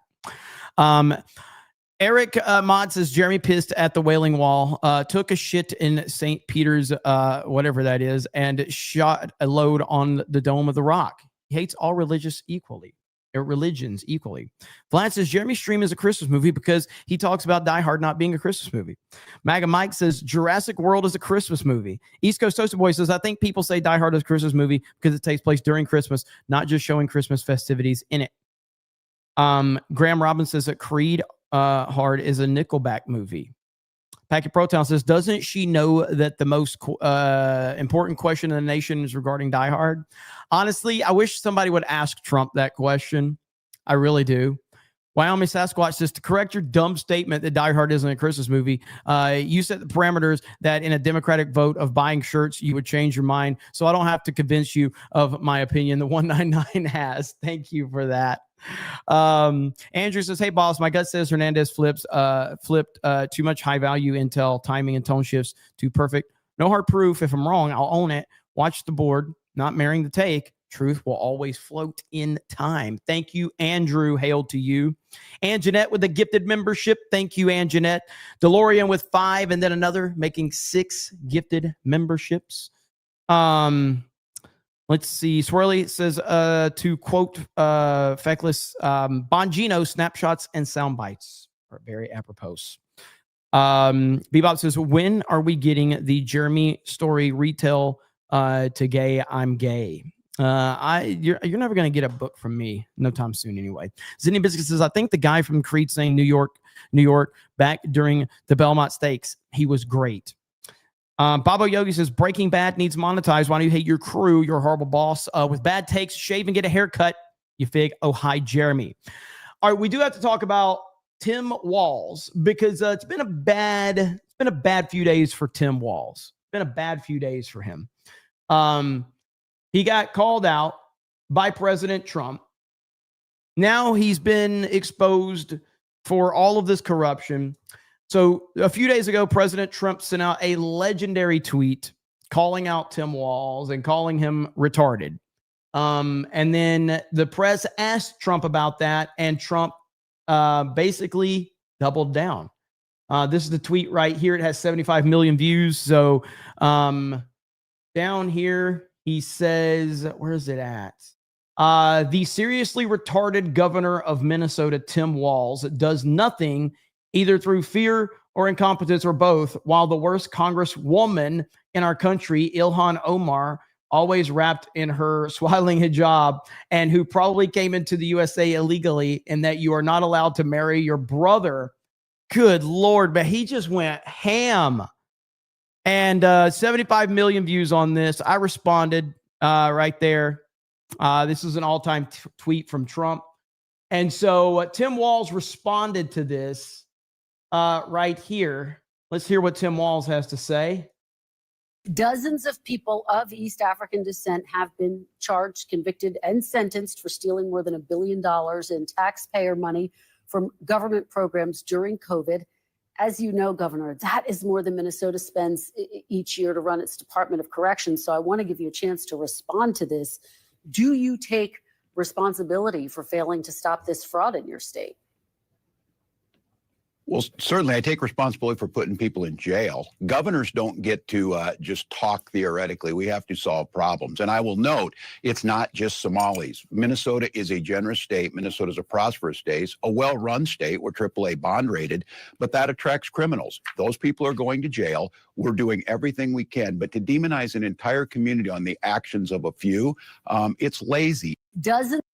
Now, he also responded directly to President Trump, and he says the president is unwell. Release the MRI results. Well, here we got a guy on Thanksgiving where we spent time with our families. We ate, we played Yahtzee, we cheered for football or whatever. This guy is apparently in a room ranting about everything else. This is not normal behavior. It is not healthy. And presidents throughout time have released a couple things. They've released their tax returns, not Donald Trump, and they've released their medical records, not Donald Trump. And look, the MRI is one thing, but I think what's most concerning about this is, as your viewers out there are listening, has anyone in the history of the world ever have an MRI assigned to them and have no idea what it was for, as he says? So look, it's clear the president's fading physically. I think the mental capacity, again, ranting, crazily at midnight on Thanksgiving about everything else, there's reasons for us to be concerned. This is a guy that randomly says the airspace over Venezuela is closed. He's ruminating on if you could win a nuclear war. Look, this is a serious position. It's the most powerful position in the world. And we have someone at midnight throwing around slurs that demonize our children. And at the same time, he's not solving any of the problems. So I'm deeply concerned that he is incapable of doing the job. MRI, you say, Tim Walz? Well, President Trump released his MRI results. Guess what, Tampon Tim? Guess what? One more time for the people in the back. I just feel like a young man. I'm so young. I can't believe it. I'm the youngest person. I am a young, vibrant man. I look at Joe. I don't know about him. I don't know. Macho man, yeah. Yeah, so Tim Walz, bad news for you, buddy. President Trump is he is peak physical male humanity. You cannot compete with that. But guess what? Let's not forget what Tim Walz said a few months ago, ladies and gentlemen. This is what Tim Walz said about hoping to wake up one day and hear that President Trump has died. You get up in the morning and you doom scroll through things. And although I will say this, the last few days you woke up thinking there might be news. Just saying. There will be news sometime. Just so you know, there will be news. The guy is completely fucking unhinged. Completely unhinged. That is insanely disgusting behavior right there. Insane. That is Tim Walz right there. And so with everything that's surrounding him right now, and there is a lot surrounding him with Minnesota, with a lot of the corruption going on. There was, we have The View running cover from him. Hang on just a minute. Here's The View running cover for him right here. Welcome back. So you know who is attacking Minnesota Governor Tim Walz over Somali Americans in Minnesota who were convicted of defrauding a COVID-era government program for hundreds of millions of dollars. He called the governor a slur for people with intellectual disabilities. And here's what Tim Walz responded. The seriously blank governor. Good Lord, man. He just called him retarded. It's not that serious, and your fake outrage is going to get you nowhere. No one has sympathy. Of Minnesota, Tim Walz, does nothing either through fear, incompetence, or both. Using that term is just so damaging. It's hurtful. We have fought No, 3 it's decades not. to get this out of our schools. Kids know better than to use it. But look, this is what Donald Trump has done. He's normalized this type of hateful behavior and this type of language. And mainly, look, at first, I think it's just because he's not a good human being. But secondly, to distract from his incompetency. I think there's something wrong with him. Absolutely, sure. You have a problem with it? You know what? I think there's something wrong with him. Well, so here's what's interesting, because if you're upset about fraud, in 2018, a judge ruled that who had to pay $25 million. Okay, I gotta interrupt this for a second because I'm just seeing this now. So I bookmarked this tweet right here from Minnesota DHS. So Eric retweets right here. Holy crap. This post from Minnesota Department of Human Services employees accusing Tim Walz of covering up massive fraud has 22 million views. This dude is screwed. It only gets worse. Guess what? The Minnesota DHS Twitter account has been suspended. It's no longer there. Holy shit. I just noticed this. So the account has been suspended. What? How is that possible? Wow. Okay, let me see if I can search this out, see if if anybody else is talking about it. Let's see. Minnesota DHS.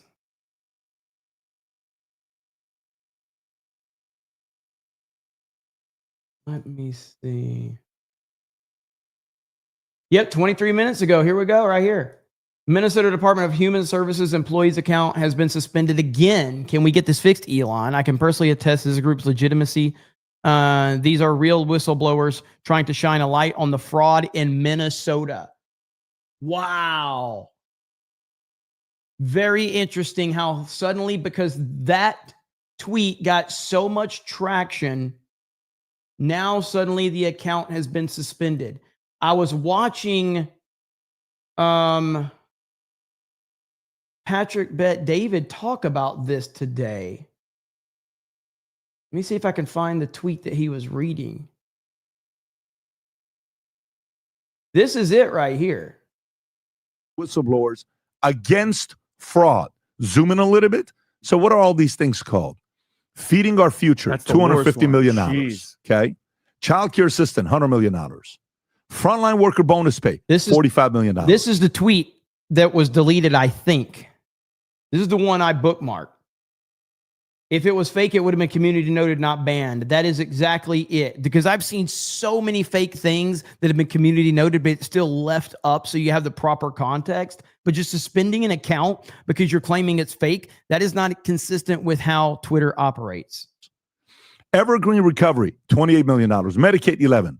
10.4, 9.5, all Medicaid. Employee benefits, 8.6 million. Medicaid, 7.7, 5.4 million.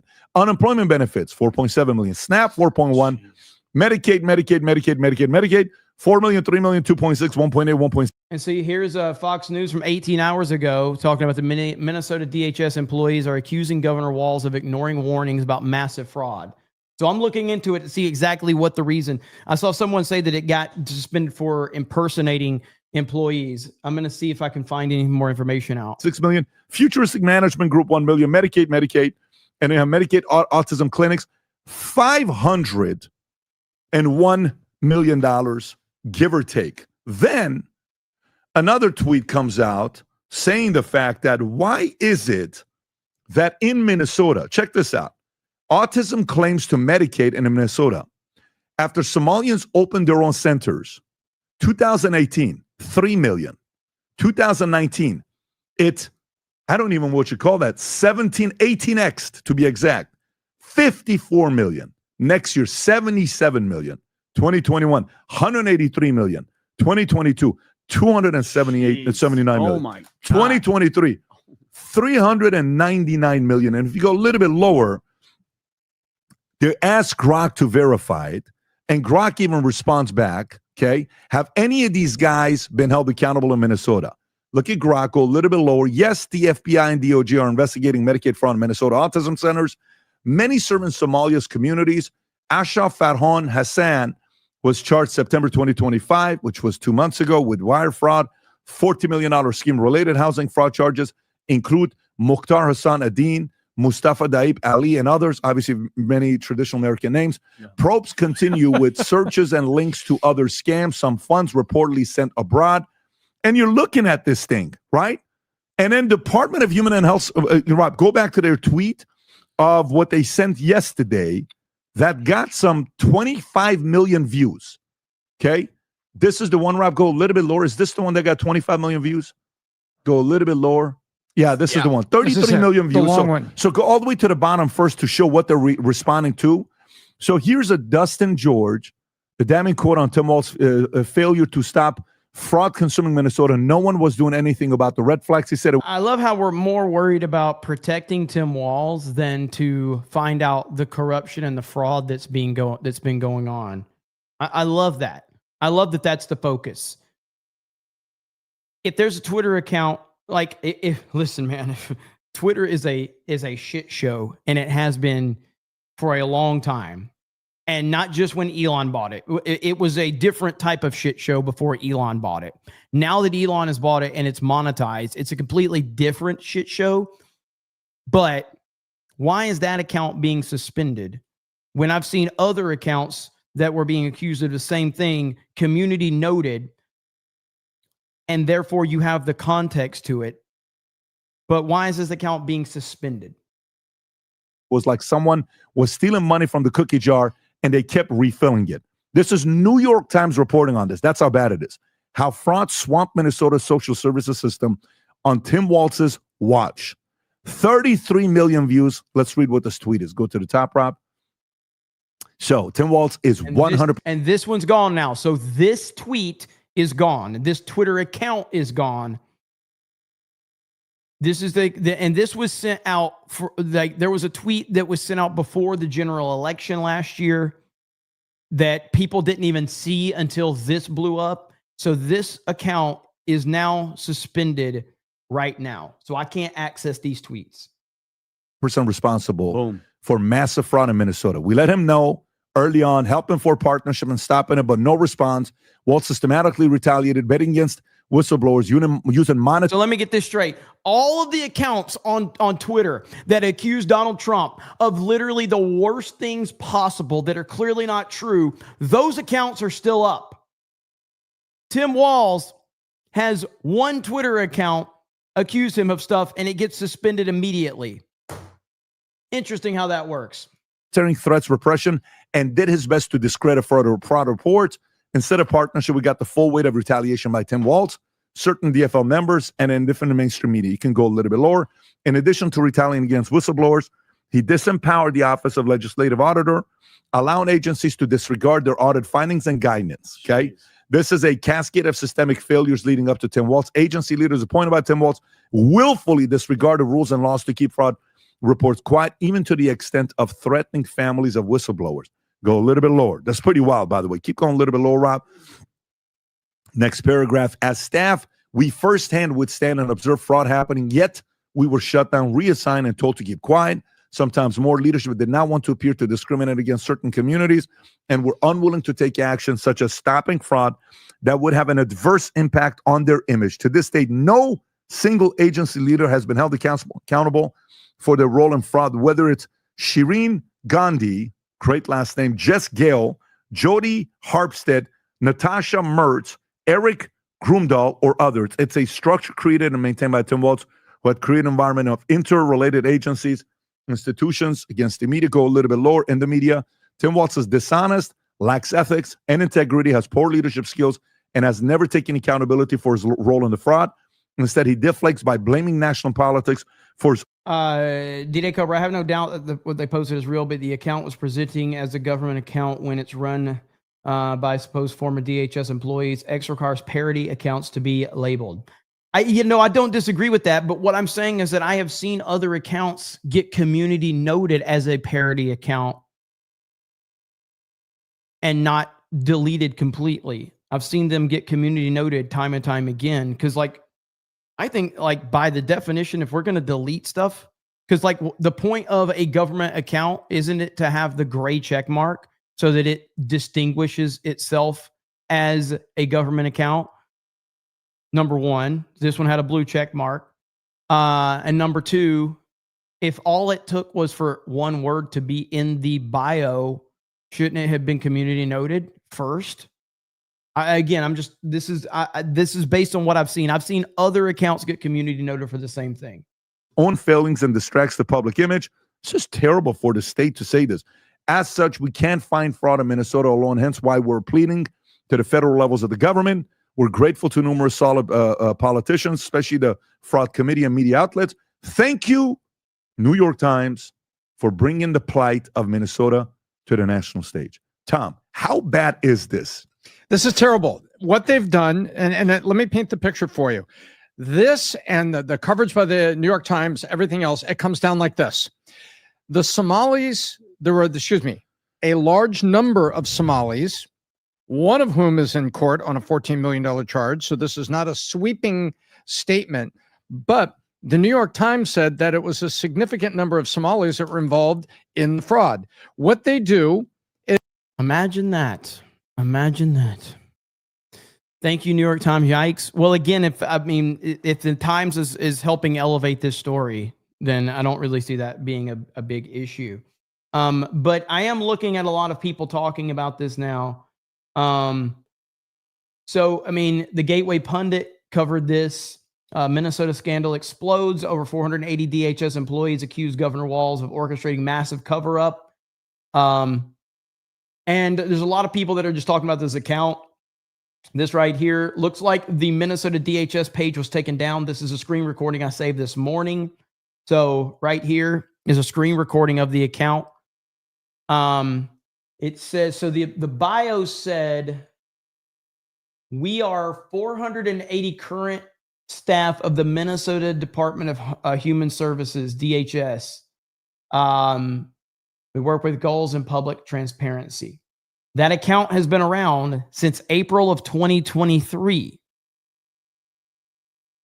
April of 2023, that account has been around. And now suddenly it's being flagged as impersonation. I don't know, man. Seems very, very, the timing seems sus. And like I said, I see people all day long lying about President Trump. And those accounts are still up. So this is some of the tweets that were up there. Pretty bad. So yeah, we'll see. So if the account was suspended for impersonation, I can understand that to some extent. But I don't know, man. It just seems, it seems inconsistent with what we've seen from other stuff on Twitter, but I don't know what the actual, I guess the rule is for impersonating accounts or whatever. So right here, the unofficial Minnesota Department of Human Services employees account has been suspended again. I don't know what again means. So I guess this is multiple times now. The account had been detailing fraud occurring within Minnesota DHS, especially as it relates to immigrants and COVID era schemes, and revealing whistleblower retaliation. So interesting. The plot thickens. Hydrosphere says, Kirsha said she had a source in Minnesota who confirmed this. Things are getting interesting. But yeah, I had just noticed it because of this post right here. And then I saw that the account was suspended. And I was like, what the hell is going on here? So let me get to some super chats really quick. Crew Kid says, roll mother effing tide. Damn right, sir. Maga Mike says, Tim Walz walking on stage like a gay man is a Christmas movie. Dude, I got to find that. I have that bookmarked. It's so bad. That clip of him, oh, it's so cringe. Let me see if I can find it.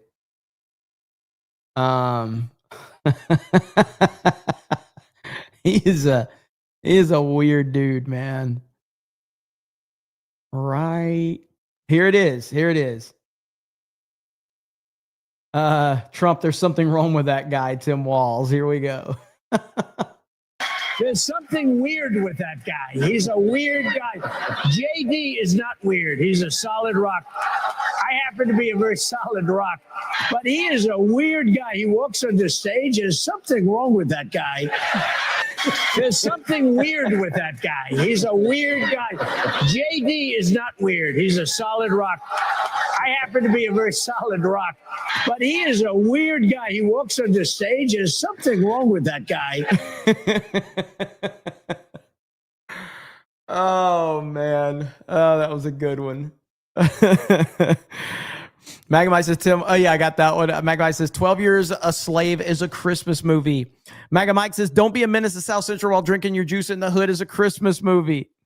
Omar says, Epic Mike, hot dude tax, go back to your boyfriend, Miki. Damn, Epic Mike getting called out in the chat. Operation says, to lighten the mood, here's a joke. Hitler arrives in hell and says, oh man, I don't feel well. So somebody says, you're in luck. We just received a new doctor. And there it is. There's his name. So thank you, Operation.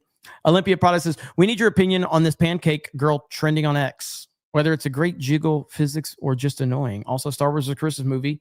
Anyone remember the holiday special? I don't know what this pancake girl thing is. What is this? I have no idea. Pancake girl. Hang on. I'm not sharing my screen until I get some confirmation as to what we're looking at here.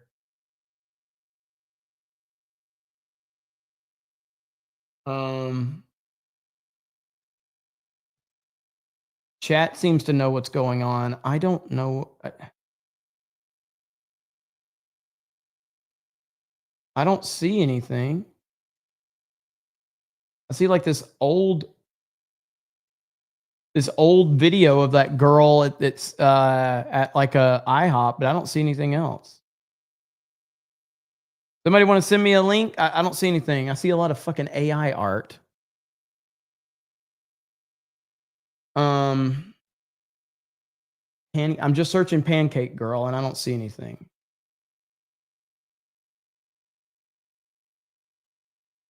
What is that? No. Yeah, I don't see it. Somebody can send it to me. The Bella Stella says, I call false advertising. Jeremy is not gay. If he was, he would have known that soccer movies is not what women want. Boop Bob Beep becomes a new member. Thank you. Let's see. I got that one. Vault 95 says lunchtime CobraCast after a great gym workout. That's right, man. And probably later, probably have another Fortnite tonight. Vault 95. Maga Mike says this press briefing is literally a Christmas movie. See? Let's see. Retrograde says both Dumb and Dumber and The World Is Not Enough are Christmas movies because they have characters with the last name Christmas. Those are the rules. Let me get walls off my off of here. Let's see. We've got Timothy for 50 says, after extensive research, I have found that all movies throughout history were made in a year where Christmas was observed. Therefore, all movies are Christmas movies. And when every movie is special, Hail the 199 and G&G. Let's see, Hootie Handy lately. So there it is. This is it. So every movie ever made is a Christmas movie because within those movies, Christmas does happen within the year that those movies came out. Boom. That's it. So by that logic, Die Hard is a Christmas movie. Debbie Does Dallas is a Christmas movie. Everything's a Christmas movie. Even The Last Jedi is a Christmas movie. So there it is. Paul Blart is a Christmas movie. There it is. Every movie is a Christmas movie now. Even that live action Dragon Ball Z movie is a Christmas movie. Thank you for the 50. Maga Mike says, left is screaming. Won't anyone think about the drug smugglers? Oliver X is a Christmas movie. Uper199 says they are trying to cover the Seditious Six. Maga Mike says Ice Cube's No Vaseline music video is a Christmas movie. Vault 95 says sounds like Law of Armed Conflict is the new propaganda. Little Jim Salo says this is why we watch Jeremy. Media sucks. TJ says wasn't America founded because we didn't want to fund a war thousands of miles away? Daniel Moore says he doesn't hate the one true religion though. Irish Whips and Arm Drag says made you a WWE 2K25. You pinned Gunther for the World Heavyweight Championship. Let's freaking go. That's what I'm talking about. Matt Shane says, hey, Jeremy, I've been trying to go to Ripson website to pick up a shirt, but all I get is 404 error. Am I doing something wrong? Well, the campaign's ended. So they are being put into production now.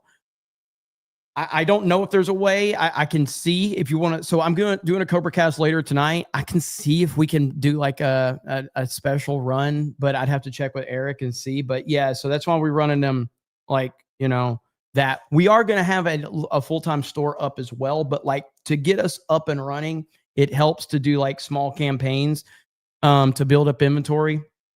So that's why, man. So I'll see what I can do though. I can't make any promises. Bebop says, don't forget AOC has a mean pick 6.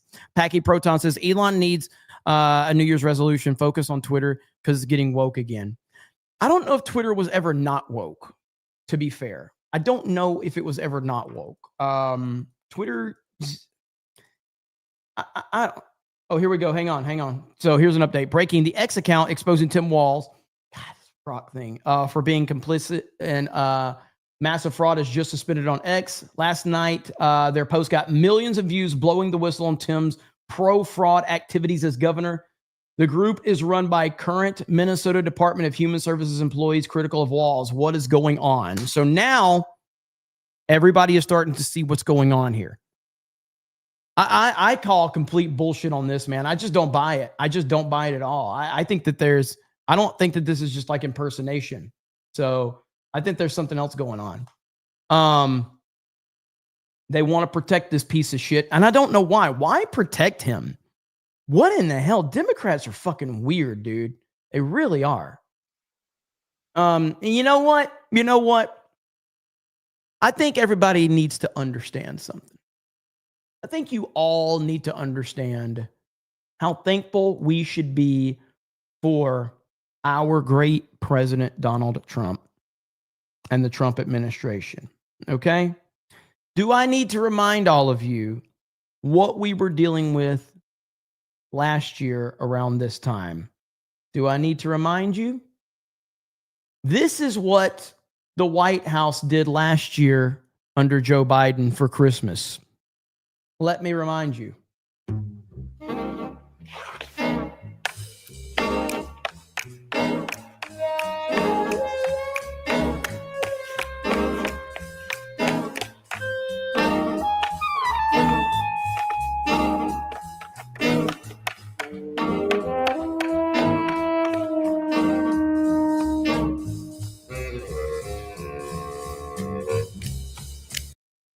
Yeah. Can you spot the difference, ladies and gentlemen, of this year versus last year? Can you spot the difference? Which one do you prefer? Which America do you want to live in?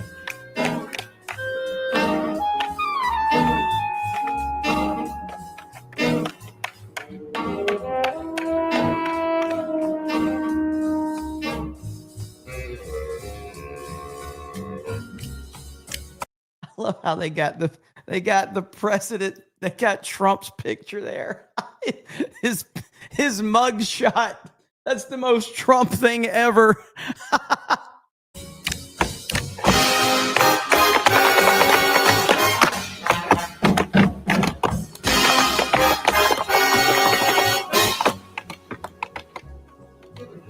Okay, I got it muted. I can't hear their bullshit. But yes, this is the Trump's upload. And this is what the Biden White House did last year. Which America do you want to live in? I think we all know the answer. I think we all know the answer to that. Slane Hope says, who cares if it took 1 or 2 strikes to get them? The left is grasping at straws now to try to make Trump look bad. The U.S. media is a left-wing psyop. Milky Advocate says, if it was Harris administration that double tapped, they would say it was okay. Hypocrites. 8 o'clock says, I would like to renounce my Die Hard is not a Christmas movie. It is just not the Christmas movie the way some people say it is.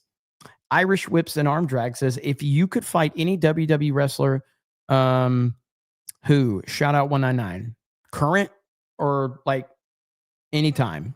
Because if I could take a Stone Cold Stunner, my life would be made. So, I mean, that Stone Cold Steve Austin is going to be the answer because he's my favorite wrestler of all time. But honestly, because of his ability to get beat up, Ric Flair could make anybody look like $1 million in the ring. Ric Flair could make anybody look like $1 million. But I would love to take a Stone Cold Stunner. Absolutely. Daniel Moore Businesses, please look up Somalia in rates in the average IQ right now.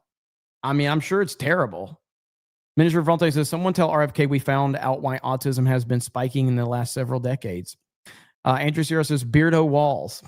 SBZ says, and the police chief is going to say, we love our Somalis. We love our Muslims. Oh, they're so good. Oh, they're so sweet. Perfect line. David Phillips says, Fridays are my favorite Christmas movie. Hey, there you go. Oh, yeah. Let's see. We know you had a crush on Goldberg. I did not like Goldberg.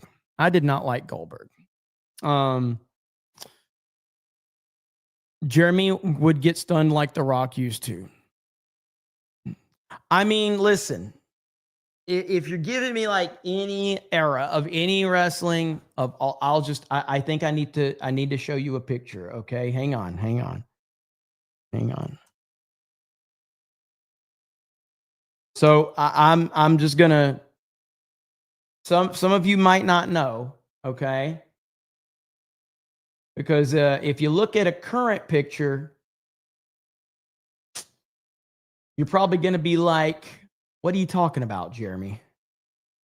But if you go back, okay, prime Sonny,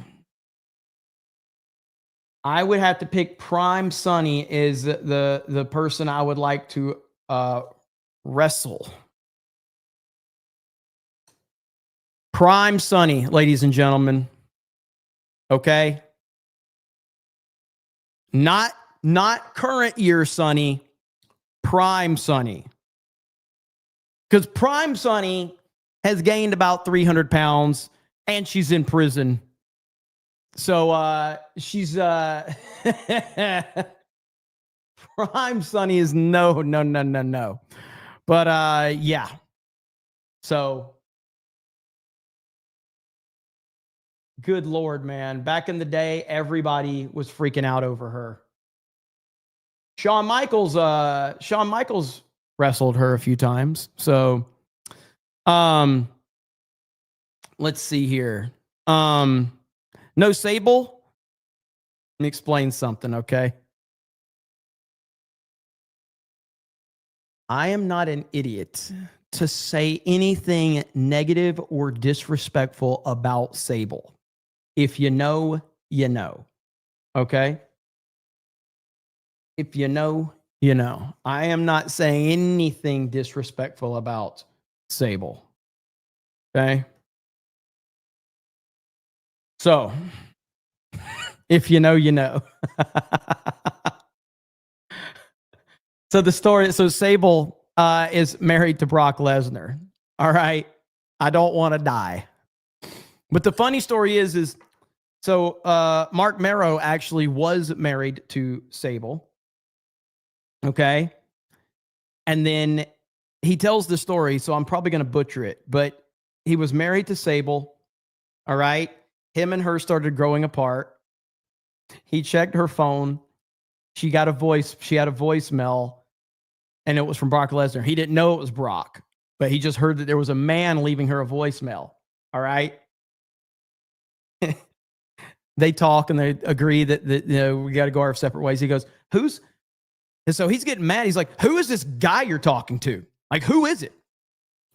And he finds out it's Brock Lesnar, and he's like, I wish you both nothing but the best. Like, what are you going to do? What are you going to do? If Brock Lesnar's hooking up with your woman, what are you going to do? You're going to be like, I wish you both nothing but the best. In fact, is there anything I can do for you? Would you like any help moving in? Like,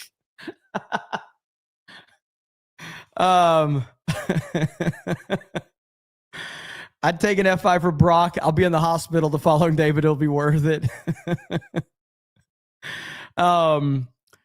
Packet Proton says, one has to go forever. Christmas Eve on Sesame Street, Charlie Brown Christmas, or The Grinch? Probably Sesame Street. I didn't really watch that one much. Charlie Brown Christmas is iconic, and so is The Grinch. So, yeah, I'd probably go to Sesame Street. The Throat Goat says, I'm stunned. Alex Aerocave says, Sable is my CNA's cousin. I have never said anything bad about her. I would never disrespect her. Brock, if you're watching. By the way, I have to show you the greatest meme in a long time. I'm not here to talk about sports. I know half the chat doesn't want to hear about sports, but there was a game last night between the Steelers and the Bills. Aaron Rodgers got messed up pretty bad.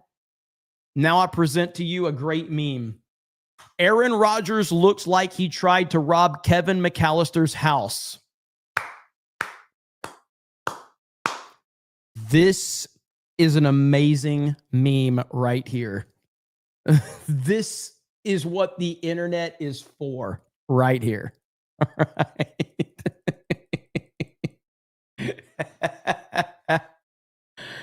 Oh, I saw that. I was like, that is amazing.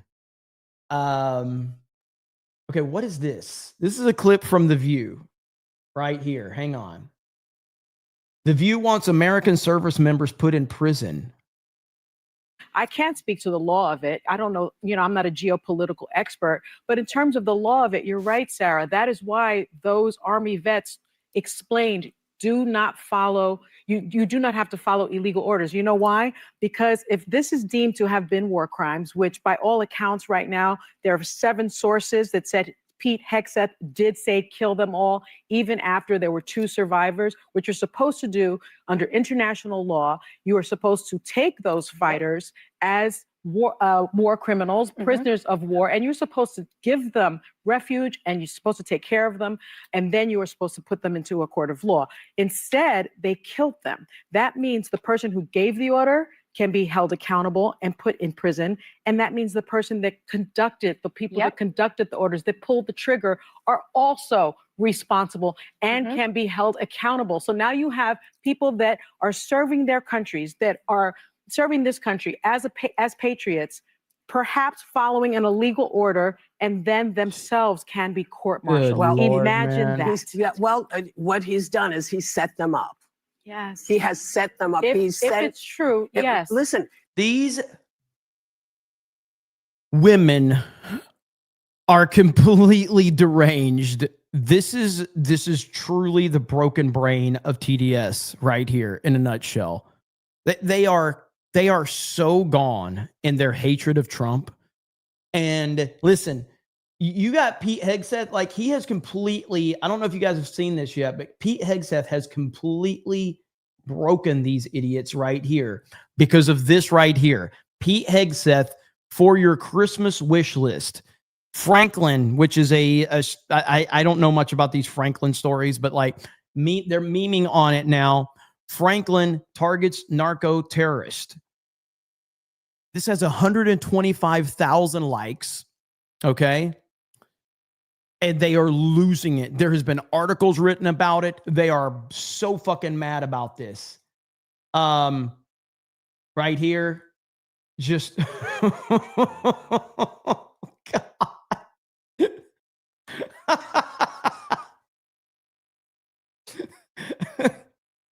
oh goodness.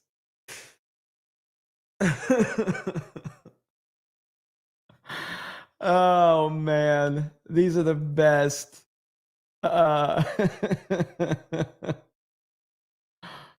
So I guess he's the one that did it. I guess Maverick here is the one who put that up. But dude, man, like, so good. They are losing their minds. I saw an article about this, about Pete Hegseth. And let me see if I can find that one. I think I bookmarked it. And they were talking about how Pete Hegseth is facing backlash for this post. And it's like, no, he's not. He's literally not. No one is upset about this. Let me see.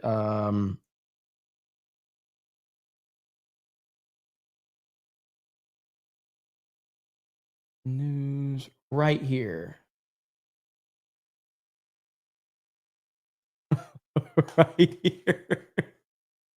Facing war crime allegations, Pete Hegseth posts AI image of Franklin the Turtle firing missiles at drug boats. This is a real clip, by the way. Okay, this is a real headline from The Independent. Think about how serious they take this shit. Okay, this is crazy. They're taking it so fucking seriously. War Secretary Pete Hegseth shares meme of children's book character firing on narco-terrorist drug boat for your Christmas wish list. Hegseth joked when sharing the fake book cover. So as the Trump administration conducts deadly strikes against alleged drug boats of narco-terrorists, War Secretary Pete Hegseth posted a meme depicting the children's book series character Franklin firing a weapon at such a vessel. The meme shows the turtle character. I love how they're breaking this down. The meme shows the turtle character firing in a helicopter, firing what appears to be an RPG. Really? Hold on. Fox News. Fox. How could you have figured that one out? Incredible. Incredible investigative journalism right there. What appears to be. Man, you guys are just too, that's amazing. How did you figure that out? So yeah, man. Why are they mad? You're a disgrace, he wrote. There's nothing Christian about war crimes. So the left is really upset over this. They can be upset. Nobody cares. Babo Yogi says Tuesday night's main event tomorrow. Review 1992 space movie. Best Christmas movie ever. Don't let anyone on the panel, if they haven't watched it, do it. Mod Lives Matter, Chat Lives Matter. Hail the 199, Beardo Fat, Meeks, not gay, but disabled. Baking Bad needs monetized. I want a refund. Babo Yogi. How long is the 1992 space movie? Isn't it like a short film? Isn't it like 15 minutes or something like that? Trump is live, is he? Well, let's go find out. Let me see if that's true. I'm looking right now. Fuck off, YouTube, with your bullshit.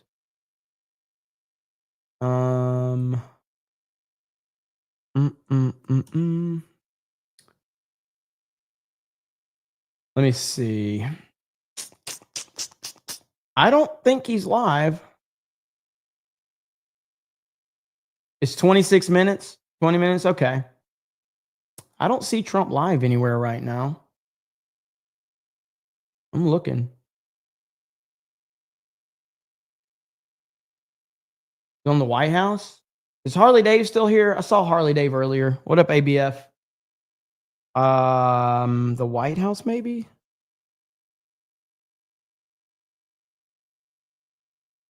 Yeah, no, the White House isn't live either, so I don't see him live anywhere. All right. Thank you, Bobo. I'll look into it. We'll look into it. Legalize adulthood! The most fake and gay 199 I can come up with. Legalize adulthood. He usually drops a proper 199, but he drops so many, he can't drop them every stream. But you know what? For you, legalize adulthood. For you and the chat, so the chat can thank you. Okay? This is for legalize adulthood right here. if I can find it. Where the fuck did somebody delete the Sydney Sweeney clip? There's no fucking way. Did someone delete it? Oh, no, there it is. There it is. They moved it around. There we go, chat. You can thank Legalize Adulthood for that, okay? You can thank Legalize Adulthood for that clip. We're all happy now. Everybody's happy. Everybody's very, very satisfied. This is wonderful. It's a great time of the year. Merry Christmas to all. There we have that. Merry Christmas to everyone. Dude, to me, that's my favorite clip of Sydney Sweeney right there. Like, that is, damn. Seriously. Holy crap. I should just, my goodness. Anyway, whew. Okay. I don't even know what I was talking about. Thank you, Legalize Adulthood. JRG Project says Hegseth should have used, what is that? For the U.S. Navy. What is that? It's a game, right? Let's see. Bob says Jim Cornette pointed a Second Amendment at Brock Lesnar for yelling a curse word at his wife, and Brock left in a hurry. Wait a minute. Hang on. What? Jim Cornette pointed a gun at Brock. What? Is that true? There's no way. Cornette didn't point a gun. Is that true? Do we have? I want to know about this now. Oh, it's a Pokemon? Yeah, see, I don't play Pokemon, so I don't play Pokemon. Beardo probably would not have known it either, even though he claims. So Cornette pointed a gun at Brock Lesnar for yelling a curse word at his wife, and Brock left in a hurry. I need more information on this now. I need more information.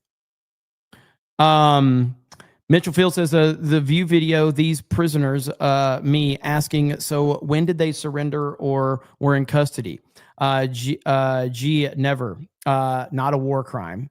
They're just making shit up. So he told the story himself. Jim Cornette did. Okay. I like Jim Cornette's show, even though he has massive TDS. Jim Cornette has big time TDS, but the man's wrestling knowledge he's pretty damn good. Just listening to his takes. Ehab says, so we're supposed to send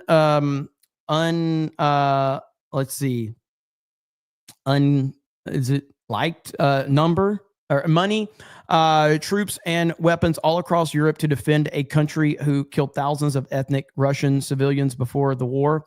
But we can't defend the narco-terrorists in our own hemisphere. Well, yeah, I mean, again, this is the left for you, man. And this is why, like, playing by the same, the biggest problem with conservatives generally, not Republicans, by the way, but conservatives, is that conservatives try to play by the rules for the most part, and the Democrats and the left don't. And that's what we're facing. That's what we're up against. So we're always trying to play by the rules within reason, and the left is constantly breaking every rule possible. And so when you have that, that's why they have so much that's why they continue to be so relevant, because they're willing to break any rule possible to stay relevant. And it's just not a good scenario. Ride the Guy says, I agree with Asmongold's take on the narco boat situation. I wish I could say more, but YouTube won't let me. I haven't heard his take on it. Slane Hope says, yesterday they were fishermen. Today they were freedom fighters. Obama-Biden drone program killed 90% of civilians. Obama drone weddings and funerals. Nothing Obama did was bad, according to the left. But again, you look back on like Hillary Clinton, Bill Clinton, the Democratic Party, they were all against, illegal immigration back then until Trump said something about it. The Democrats, the left, their entire premise is to be the opposite of Trump on anything. That's their entire premise. That's just how they operate. So, let me see. Is it on Asmongold Clips? Asmongold Clips. I'm not going to watch like one of his longer videos on it. Let's see. No, I don't see that. I only see. Yeah, I don't see anything on that. It must be one of his longer clips. But I do not see it. But ultimately, my stance on it is simple as this. I want them gone, and I have no sympathy for what happens to them. Drug dealers are human filth, and they need to be treated as such. Yeah, I'm trying to choose my words carefully because I am on YouTube, but I have no sympathy for them or anyone that is directly connected to what they do to be completely removed from this world in any capacity, whatever it takes.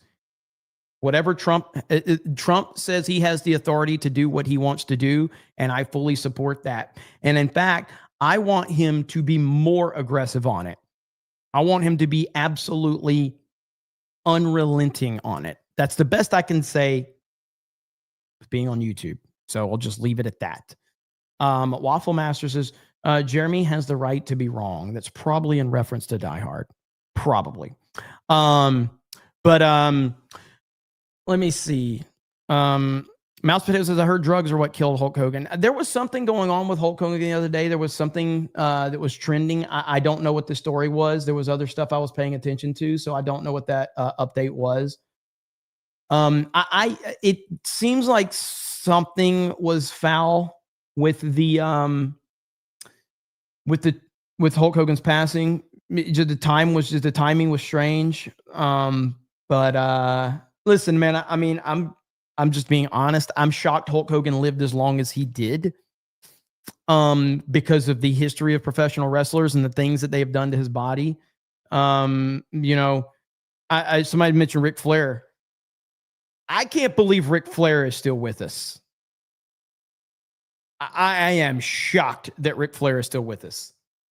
Nature Boy he truly lives the gimmick of that everything that you know about Flair, that's him. Like, that dude is a party animal. I just before, but like, this is Ric Flair right here. This is Ric Flair. Go to the sports psychologist. And so you do the initial paperwork, how many times you masturbate a day? Twice. Every day? Yeah, depending on where I am. Yeah, okay. And then that's the first question. Right? Then, so how much you drink a day? I said, I'll drink at least 10 beers and probably 5 mixed drinks. He said, well, how many days a week do that? I said, every day. He said, well, what do you mean every day? I said, I work every day. I drank the beer in the car, I get to the hotel, and I drink vodka. He came out of his chair like that. Right? You drink every day, 7 days a week, 365 days a year, and you've been doing that for how long? I said, well, let me see, it's 1989. I started in 72. You do the math, almost 20 years. He said, that's not possible. Of course I said, oh, yeah, it is. By the time I got through with that son of a bitch, he was laying on the couch and I was in the chair talking to him. Nature Boy, man. Living the gimmick. The GOAT right there, man. Riley Guy says, then you and Asman agree. Yeah, I mean, it's a pretty, if that's, so you said I agree with Asmongold's take on the narco boat situation. I wish I could say more, but YouTube won't let me. And then you said, then you and Asman agree because I gave mine. Yeah, it's a pretty level-headed take. I mean, I don't think that that's controversial. I think that that's a normal take. What I said and probably what Asman said is, I don't care. I don't care. I want to say so much more, but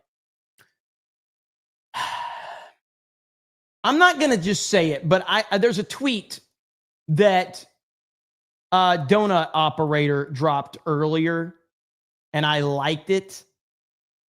And so right here, okay, so this is a video that Donut responded to. People keep posting this, but nobody has actual solutions. What are we supposed to do?